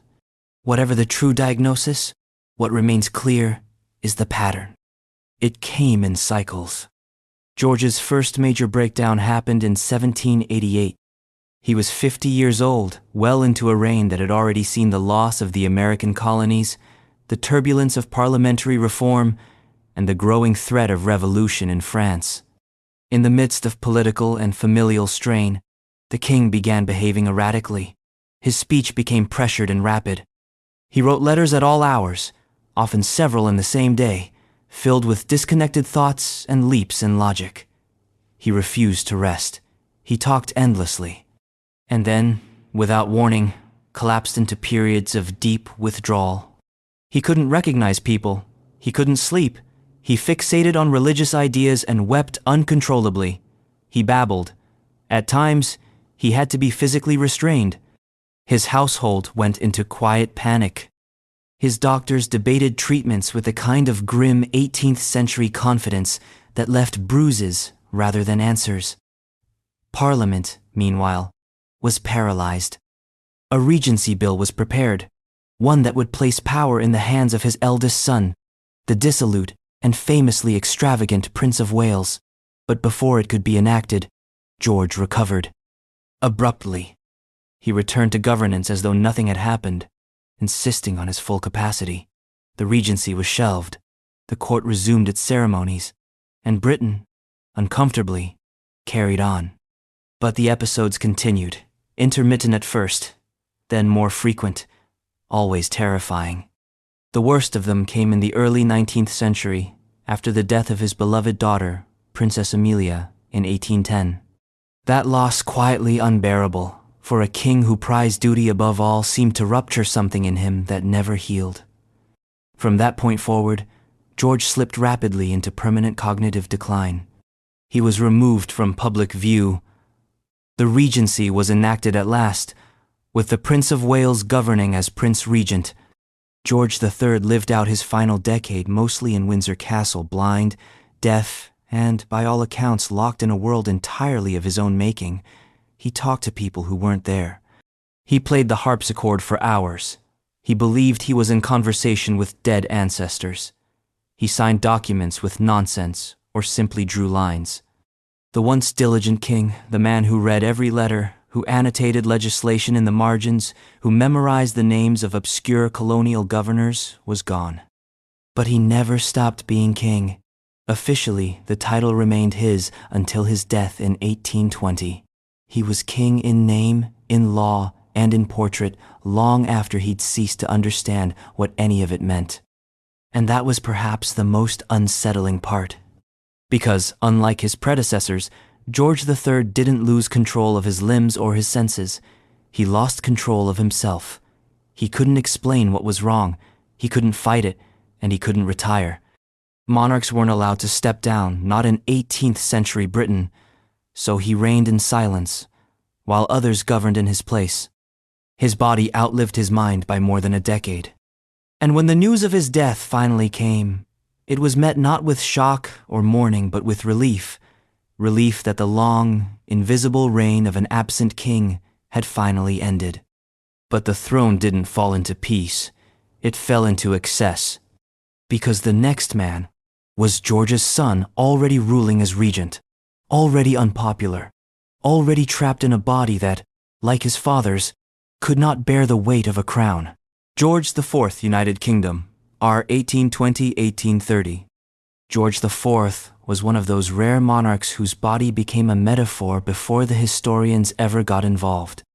Overweight, overindulgent, overdressed, over it.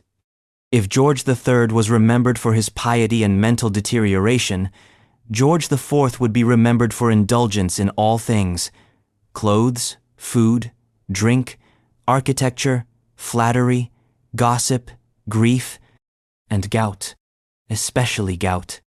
He began as a fashionable prince, the sort who made scandal feel like an art form.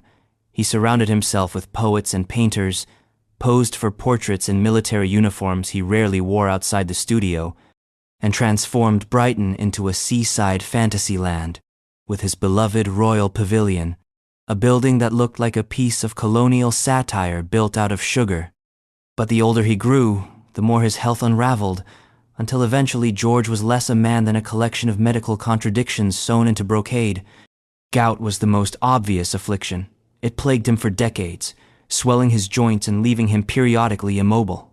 Court physicians recorded episodes in which the king could barely walk, relying on attendants to move between chambers.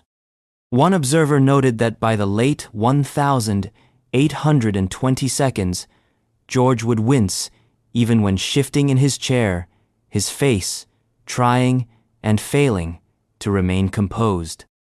Gout is inflammatory.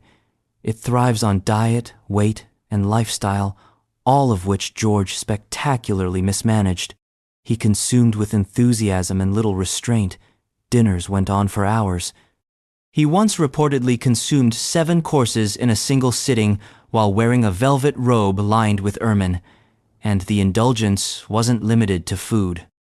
He was also chronically dependent on alcohol and opium-based medications administered regularly to soothe pain and help him sleep. The result was a king often glazed in appearance, bloated in figure, and unpredictable in mood. And yet, he ruled. He ruled during a time of enormous political transformation. The Napoleonic Wars ended, the Congress of Vienna redrew Europe, the Industrial Revolution reshaped the kingdom. George, despite or perhaps because of his physical limitations, receded from the center of these developments. He preferred privacy, ritual, and deference. Cabinets met without him. Policies were often made in his name, but not by his hand. His public appearances became increasingly rare.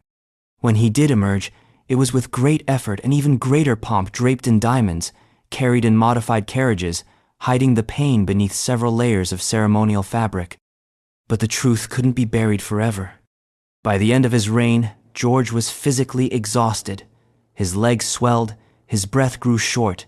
He suffered from heart problems, advanced arteriosclerosis, and bladder issues. Reports describe him spending hours in bed, unable to sleep, complaining of heat and pressure, calling for attendants in the night just to help him sit upright.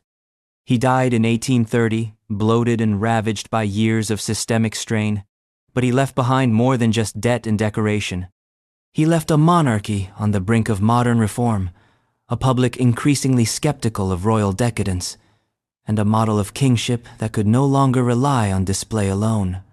George IV's body had, in the end, become a symbol of something larger, how physical decline reveals the limits of inherited power. And the man who followed him, his brother, William IV, would learn those limits intimately. Because William didn't rule through grandeur. He ruled through discomfort and chronic illness, and a growing sense that the age of unchallenged kingship was slowly slipping away. William IV, United Kingdom, R. 1830–1837. If George IV was the over-decorated relic of an overstretched monarchy, William IV was the plain wooden chair that followed the gilded throne. He came to the crown late at 64 years old, after having spent most of his life on the fringes of royal relevance. Known more as Sailor Billy than future monarch, he had served in the Royal Navy, lived modestly with his mistress for decades, and seemed, to many, more like an eccentric uncle than a future head of state. No one expected much, but no one quite expected this. A king who would preside over the first great parliamentary reform in centuries, while battling a slow, unglamorous erosion of his physical health. William's illnesses didn't make headlines, at least not in the way his brother's gout and girth had. His body broke down in subtler, steadier ways through fatigue, swelling, and respiratory difficulty that lingered in the background of his reign like an unwanted courtier. There was no singular dramatic collapse, no medical mystery, just a man who woke up each day a little more tired than the last. He had inherited a system under pressure. The public was increasingly restless. The Whigs were mobilizing reform, and the memory of George IV's indulgence still stung. William, perhaps because of his distance from power for so long, understood the moment better than most expected. He wasn't a visionary, but he knew when not to stand in the way. He let the 1832 Reform Act pass, breaking the grip of rotten boroughs and extending the vote modestly but significantly. It was the kind of political development that might have consumed a younger, more ambitious monarch. William let it happen. But his own body wouldn't grant him the same courtesy. By 1833, reports began surfacing that the king's energy was flagging. He canceled appearances, delegated more often. Visitors noted that his complexion looked troubled, his speech labored, his movements stiff. The causes were never publicly specified, but later accounts point toward chronic edema, what was then called dropsy, likely related to congestive heart failure. Fluid built up in his limbs, particularly his legs. His breathing became heavier, especially at night. He slept fitfully, sitting upright in bed to avoid the pressure on his lungs. There were periods of denial. He would still insist on reviewing troops or taking short walks, but each outing came with consequence. He would return exhausted, his legs visibly swollen, and his energy depleted for days. Attendants learned to keep chairs nearby. Ministers scheduled brief audiences, knowing they couldn't count on more than half an hour before the king began blinking more often, rubbing his chest, or excusing himself with a cough that wouldn't stop. Unlike his predecessors, William didn't seem eager to mask his decline. He spoke frankly about death, often joking about his own mortality with a sailor's bluntness. "I've done my bit," he reportedly told one courtier, "and I'm ready to turn in." It wasn't fatalism, it was realism. He had no illusions of divine mandate. He knew he was a transitional figure, a man whose real contribution was to not make things worse. Still, he carried on. He hosted ministers, signed legislation, corresponded with foreign dignitaries, but by the spring of 1837, his health had deteriorated enough that whispers of succession began to circulate more loudly.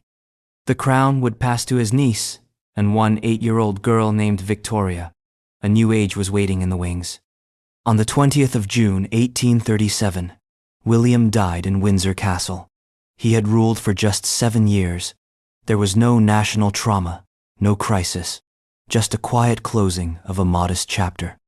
But William's body tells a story often overlooked in royal narratives, the story of quiet decline, of unceremonious aging, of a king who didn't collapse, but simply faded, week by week, into stillness. His reign marked the beginning of something new, not because of what he did, but because of how he made space for what came next. And what came next would be industrial, imperial, constitutional.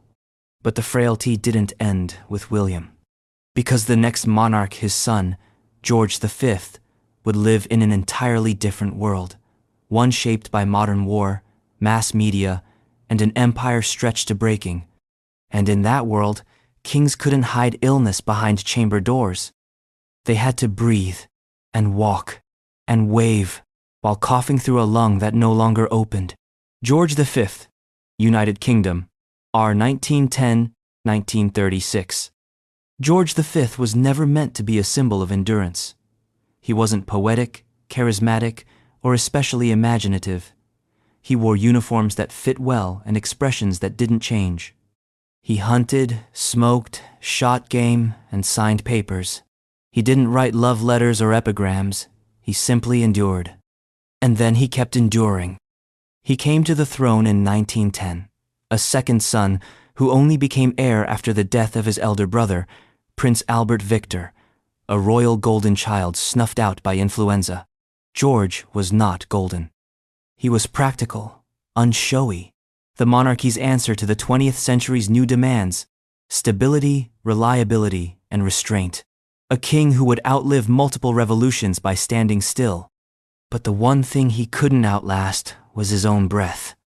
George V was a lifelong smoker, not casually, habitually. Pipes, cigarettes, cigarillos, the kind of constant intake that made ash part of his daily wardrobe. And while no one blinked in that era, least of all the doctors, his body recorded every puff in soft, silent injury. By the late 1920 seconds, the effects began to show. A persistent cough, decreased stamina, occasional breathlessness during royal engagements. His physicians diagnosed it simply as bronchitis, a term that covered a wide spectrum of respiratory conditions, from mild irritation to the slow corrosion of the lungs. In George's case, it was the latter. The smoking had done its work. His bronchitis became chronic. His breath shortened. Simple speeches became exertions. Carriage rides were redesigned to allow for easier rest. By 1930, his coughing fits became frequent enough that aides carried lozenges and handkerchiefs at all times.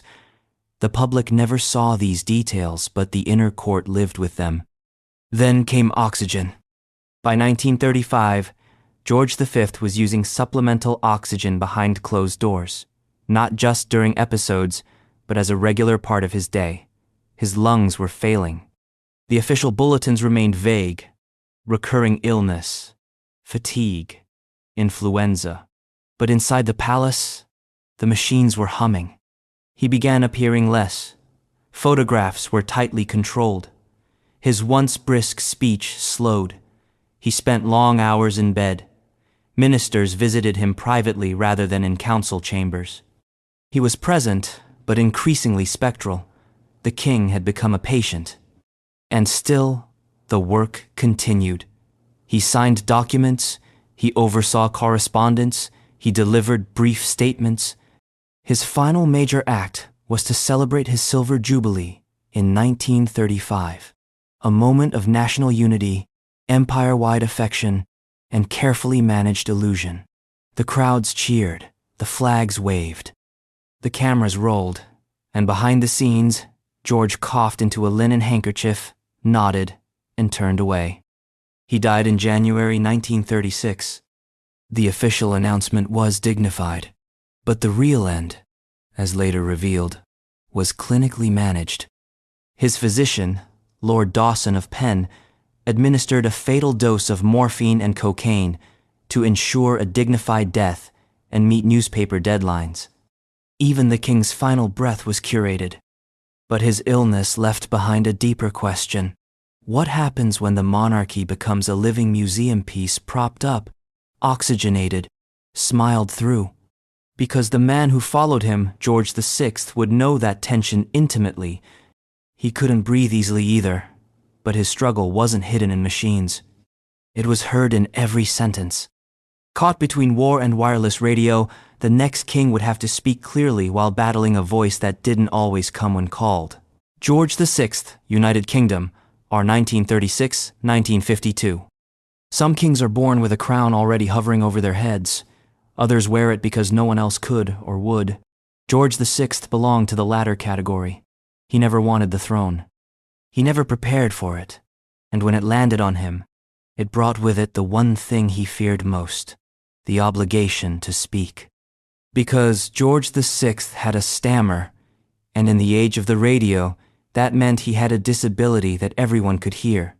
Born Albert Frederick Arthur George in 1895, the second son of George V, he was known simply as Bertie to family and friends. Unlike his older brother, Edward, charming, glamorous, unpredictable, Bertie was quiet, dutiful, reserved. He served in the Royal Navy, saw combat in World War I, and carried out public duties with a visible sense of discomfort, polite discomfort, royal discomfort. The kind that never quite breaks into panic, but is always a half-second away from apology. But the stammer was more than just social awkwardness. It was relentless. From early childhood, he struggled with speech, particularly with words beginning with hard consonants. Formal occasions were a nightmare. Reading aloud in school left him humiliated. His tutors were frustrated. His father, George V, was stern and unsympathetic. Bertie was told to try harder, stand straighter, be braver.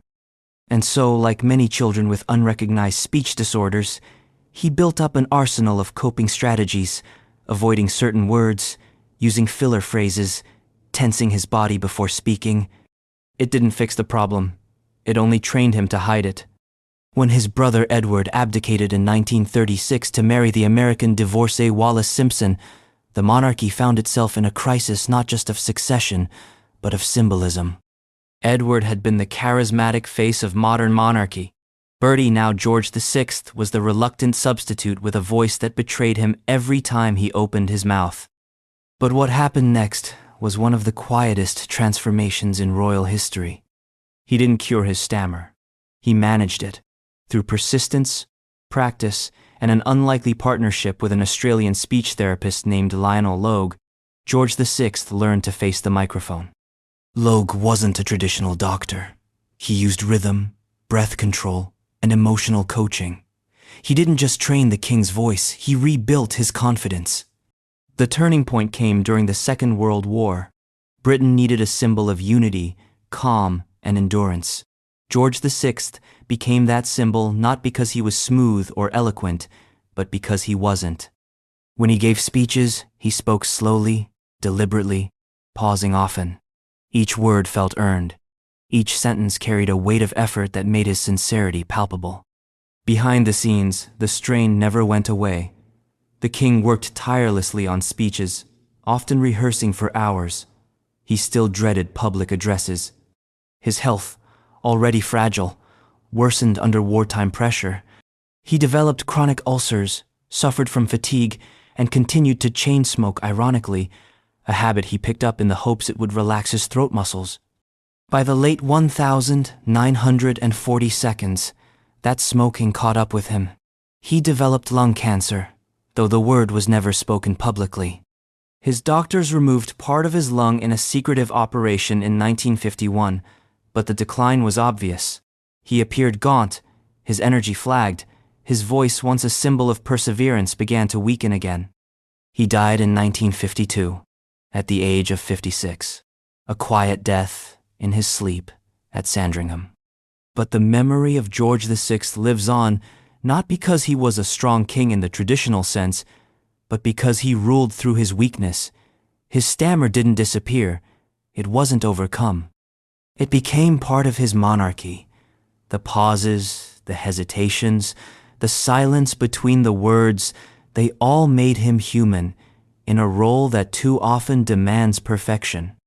And for all the ceremony that surrounds kingship, there's something quietly revolutionary about a monarch who taught a nation how to listen to someone who couldn't always speak.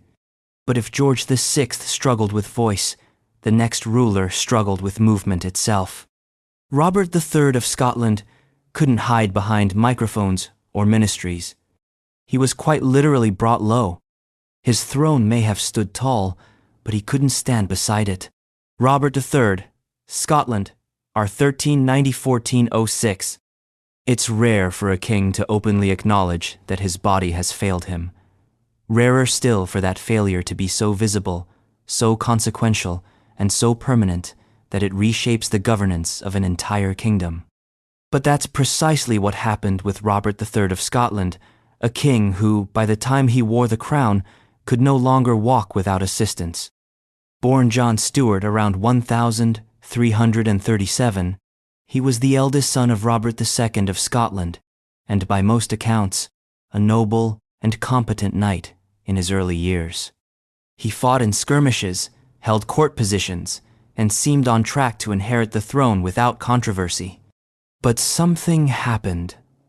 An accident, perhaps an equestrian one, sometime in his 30s or early 40s, that changed everything. The details are sketchy, as medieval injuries often are. Some sources say he was kicked by a horse. Others suggest he fell and was trampled. Whatever the case, the injury left him physically impaired, possibly with partial paralysis or severe damage to his legs. From that point onward, he struggled to walk unaided and required assistance for public appearances. This wasn't just a personal injury, it was a political liability. In a kingdom where authority was often measured by martial strength and visibility on the battlefield, a king who couldn't mount a horse was a king under scrutiny. Robert, perhaps in an attempt to reframe the narrative, changed his regnal name from John to Robert, hoping to distance himself from the disastrous reign of John Balliol, whose name still echoed with memories of weakness and humiliation under English control. But renaming couldn't change his body. His reign was, in effect, governed by others. His younger brother, Robert, Duke of Albany, took control of much of the political machinery. Robert III, sidelined by disability, was reduced to a ceremonial role. He issued charters. He made appearances. But he was no longer the center of power. His physical vulnerability had become a constitutional fact. What makes Robert's story all the more tragic is his awareness of this displacement. He knew he was being sidelined. He knew his reign was being managed around him. And yet, he never formally abdicated. He never fled or disappeared. He simply stayed silent, seated, present in name but not in action. The ultimate blow came with the death of his eldest son, David, Duke of Rothesay, in 1402. David had been the heir apparent, the young, energetic counterbalance to his father's frailty. But after being arrested by the Duke of Albany and imprisoned at Falkland Palace, David died under suspicious circumstances. The official cause was illness, but the political overtones were deafening. Robert was devastated, powerless to punish, unable to even travel to his son's tomb unaided. He reportedly declared himself not king, but the worst of all men. He then sent his younger son, James, just a boy at the time, away by ship, hoping to preserve the lineage. The ship was intercepted by English forces. James was captured and held prisoner in England for nearly 2 decades. Robert died in 1406, alone, broken, and effectively unkinged by life. His body had betrayed him. His court had ignored him. His son had been taken. And Scotland was left leaderless in all but name. He remains a rare example of a king who reigned in the shadow of immobility, and whose reign demonstrates how fragile the illusion of kingship becomes when the body can no longer perform it. But if Robert's difference lay in how he moved, the next monarch's uniqueness was written plainly on his skin. A birthmark bright enough to earn a nickname. Not deformity, not disease, just color. But in medieval politics, even pigment could be destiny. James II of Scotland R. 1437–1460. Some kings are remembered for the wars they fought, others for the laws they passed. James II of Scotland is remembered, at least in part, for something far stranger, a mark on his face. Not a metaphorical one, a real, visible stain that bloomed across his skin, a deep red patch, possibly stretching from cheek to jawline, depending on which chronicler you believe. A congenital port wine stain, medically benign, politically complicated, the kind of thing that wouldn't matter in a private citizen. But on a monarch's face, in the 15th century, it was as good as prophecy. They called him Fiery Face. Born in 1430 and crowned king at just 6 years old, James inherited a fragile throne. His father, James I, had been assassinated in a murky plot involving disgruntled nobles. The boy king was installed under the usual pretense of ceremonial continuity, but everyone knew the truth. Scotland was being run by factions, each using the child as a pawn in a much larger game. For years, James lived in the long shadow of these power brokers, his public appearances carefully controlled, his authority delayed. And always, there was the mark. Medieval superstition treated bodily blemishes as moral signs. A visible difference was rarely just biological, it was symbolic. God was sending a message, the logic went, and the king's face was the parchment. Some believed the red stain on James's cheek signaled divine anger.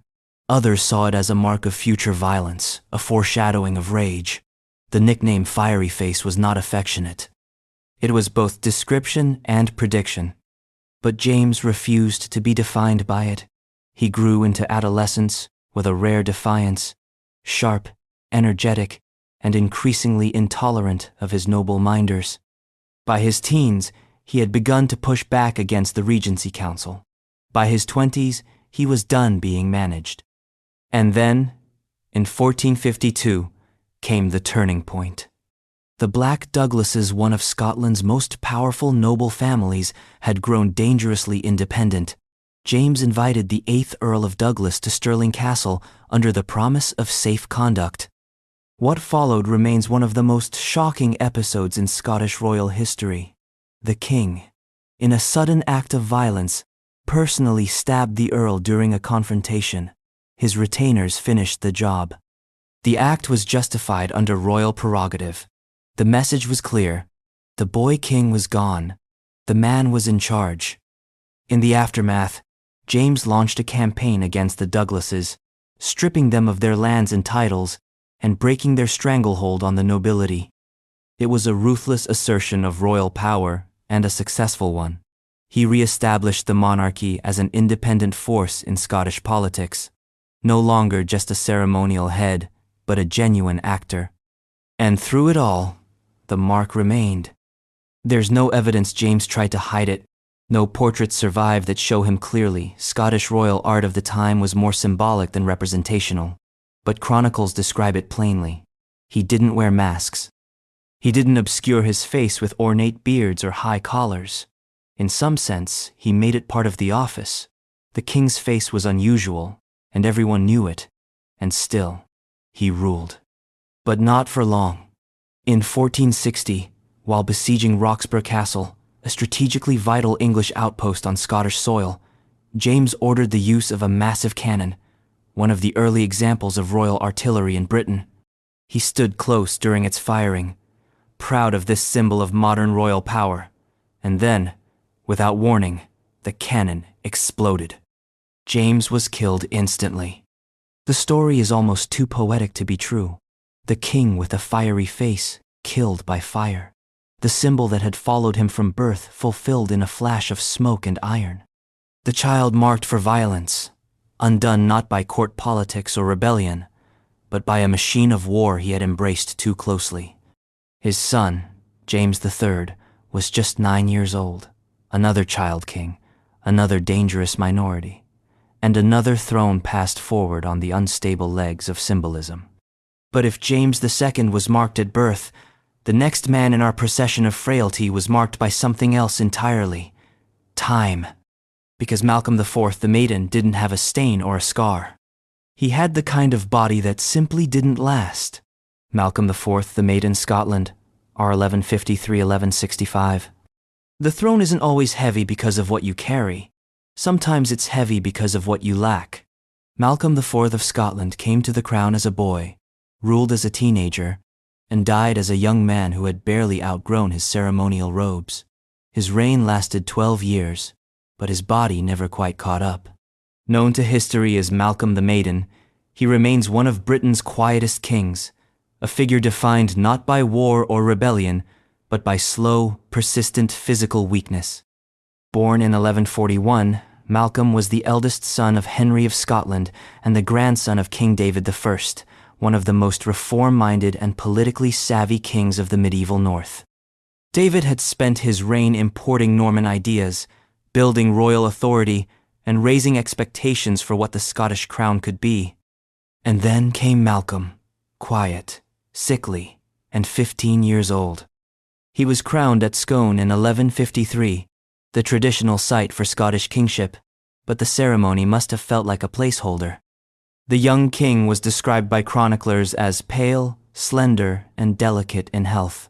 He never married, never had children, and rarely led troops in person. His nickname, the Maiden, was first used as a compliment praising his piety and restraint, but eventually turned into a commentary on his physical state, a king who seemed too fragile for the throne he had inherited. But Malcolm was not entirely absent. He ruled during a period of political complexity, with Scotland still entangled in territorial claims over northern England. He performed acts of homage to Henry II, King of England, ceding control over disputed lands to maintain peace. It was a pragmatic move, unpopular but shrewd, and yet it wasn't seen as strength. It was seen as capitulation. In the eyes of his critics, Malcolm's gentleness, his health, his very posture reflected a monarchy bending too easily to outside pressure. His body became part of the politics. When he failed to appear at a battle in Galloway, rumors spread that he was too ill to travel. When he refused marriage alliances, whispers suggested sterility or weakness. When he limited his public appearances, nobles began to speak openly about succession. The exact nature of Malcolm's illness remains unknown. Some speculate tuberculosis, a slow, wasting disease common in the medieval period. Others suggest a form of anemia or a congenital disorder that stunted his development. What we do know is that he never looked the part. He was smaller than expected, weaker, less commanding. His younger brother William, later William the Lion, stood in contrast, bold, martial, visible. By his early 20s, Malcolm's health had clearly deteriorated. He withdrew from court life, his speeches grew shorter, his letters became less frequent. He appointed his brother to more and more of the state's ceremonial roles, and in 1165, at the age of just 24, Malcolm IV died. No scandal, no rebellion, just the end of a reign that had never quite begun. And so, the throne passed to his brother, a king more in the traditional mold, loud, forceful, visible. But Malcolm remains a strange punctuation mark in Scottish history, a king too gentle to be feared, too frail to be hated, too short-lived to be legendary, but not forgotten. Because in this long line of monarchs whose bodies refuse to cooperate, Malcolm's legacy is a reminder that sometimes the most destabilizing difference is not a wound or a mark, but a slow fade from strength.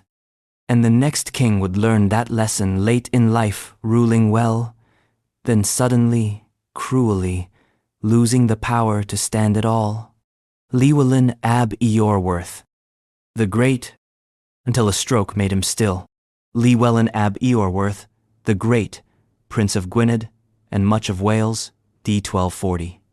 In the mountains of Gwynedd, where the wind cuts like strategy and the valleys guard their secrets, there once ruled a man known as Llywelyn the Great, though history rarely grants such titles without irony. He was the architect of medieval Wales's last great consolidation, a warrior prince turned statesman, a builder of castles and treaties. The only Welsh ruler of his age who could stare down English kings as something close to an equal. But Llywelyn's story didn't end on the battlefield. It ended, as so many royal lives did, with the slow, unceremonious betrayal of his body. Not by blade or betrayal, but by stroke. A sovereign silenced mid-sentence. Born around 1173, Llywelyn was a grandson of Owain Gwynedd, the towering patriarch of North Wales whose descendants spent decades warring over scraps of inheritance. Llywelyn came of age in this chaos, and like so many other unimportant younger sons, he carved his own importance through war. By 1200, he had outmaneuvered his rivals and asserted dominance over much of Gwynedd.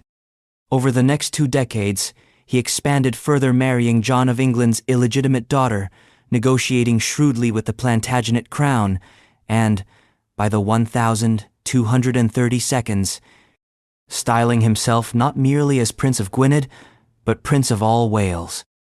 He wasn't wrong. Llywelyn was the first Welsh ruler to establish something resembling centralized authority over the fractured cantrefs and mountain strongholds. He wasn't just a warrior, he was a strategist, a legal reformer, a diplomat with Latin clerks and ambitions that stretched far beyond the Menai Strait. But by the late 1232, that all began to change. Contemporary records note that Llywelyn began to disappear from court functions. His movement slowed, his speech became irregular. By 1237, chroniclers quietly acknowledged what the court could no longer deny. The prince had suffered a paralytic stroke. Whether it came suddenly or in stages is unclear, but the effects were permanent. Llywelyn lost the ability to rule directly. Sources describe him as partially incapacitated, no longer able to walk unaided and possibly limited in his ability to speak or command. This was no brief illness to be overcome with herbs and rest. It was a structural collapse in the body of a man who had once ridden through mountain passes at the head of armies. The stroke did not kill him, but it removed him from the game. Power began to shift to his son and designated heir, Dyfed ap Llywelyn. The transition was managed with the usual mixture of ceremony and anxiety. For a polity held together largely by the force of Llywelyn's charisma and military will, his silence posed a constitutional problem. The principality wasn't designed to run on protocol, it ran on presence. And Llywelyn's presence, once unmistakable, now came only in carefully managed appearances, seated, stoic, remote. He died in 1240 at Aberconwy Abbey, where he had retired in those final years to spend his time in prayer, planning, and stillness. The prince who had once challenged King John and reshaped the political geography of his country left the world as a monk might, quiet, unseen, and half forgotten by the noise of the generation already rising to replace him. But his death left something behind. A vacuum, yes, but also a precedent, a model of what Welsh unity could look like. His paralysis may have ended his rule, but it did not undo it. He had shown that a native Welsh ruler could wield the tools of legitimacy, diplomacy, law, alliance, language. He had shown that a man born in the shadow of inheritance could cast his own. And yet, his story is still often told with a sad final footnote, that he didn't die in triumph, or war, or fire. He simply stopped. The body held together as long as it could, and then it didn't. But if Llywelyn's story is one of ambition slowed by the brain, the next, our final tale, is about how kingship could be undone not by age or illness, but by a single, literal blemish. Because in ancient Ireland, kings had to be perfect. And if they weren't, they had to abdicate. Congal Cake and Cormac Mac Airt, early Irish high kings, legendary period. There are few political systems in history, quite like early Ireland's. Its laws, Brehon laws, were equal parts poetic, brutal, and oddly fixated on symmetry. Under these laws, a king had to be physically unblemished, not just in virtue or speech or bloodline, but in body. A cut could be concealed, a limp might be forgiven, but a true, permanent deformity, that was disqualification. And so we arrive at the two most famous cases of blemish-born abdication, Congal Caiich and Cormac Mac Airt.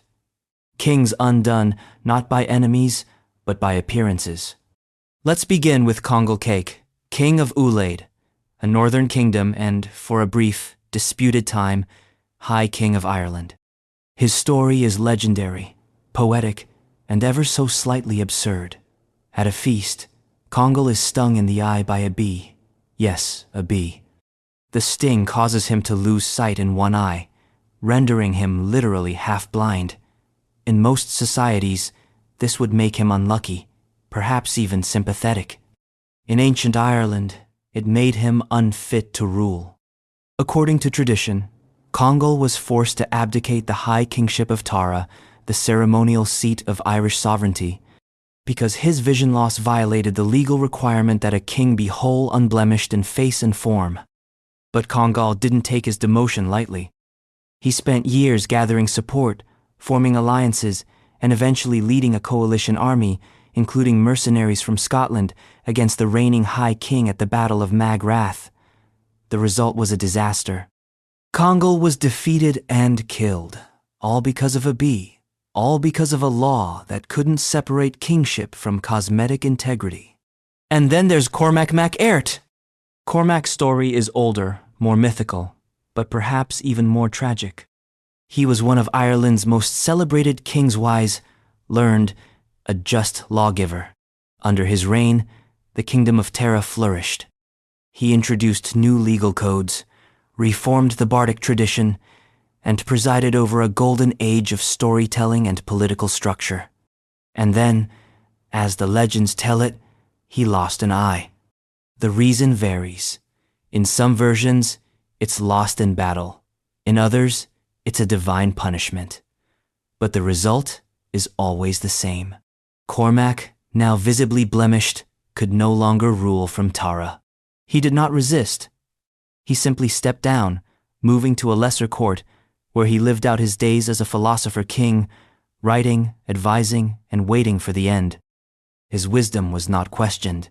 His laws remained in force, but he was no longer king, because the law said he couldn't be. Together, Congal and Cormac reveal something deeply unsettling about kingship, not just in Ireland, but everywhere. That the crown often has less to do with capacity than appearance. That physical perfection was once considered synonymous with moral authority. That the body visible, examined, politicized could make or unmake a ruler faster than any army ever could. And so we end where we began, not with glory or conquest, but with contradiction. Kings who couldn't walk, kings who couldn't breathe, kings who couldn't speak, kings whose bodies did not match their myths. And still, they ruled, some briefly, some boldly, some barely, until the body said otherwise.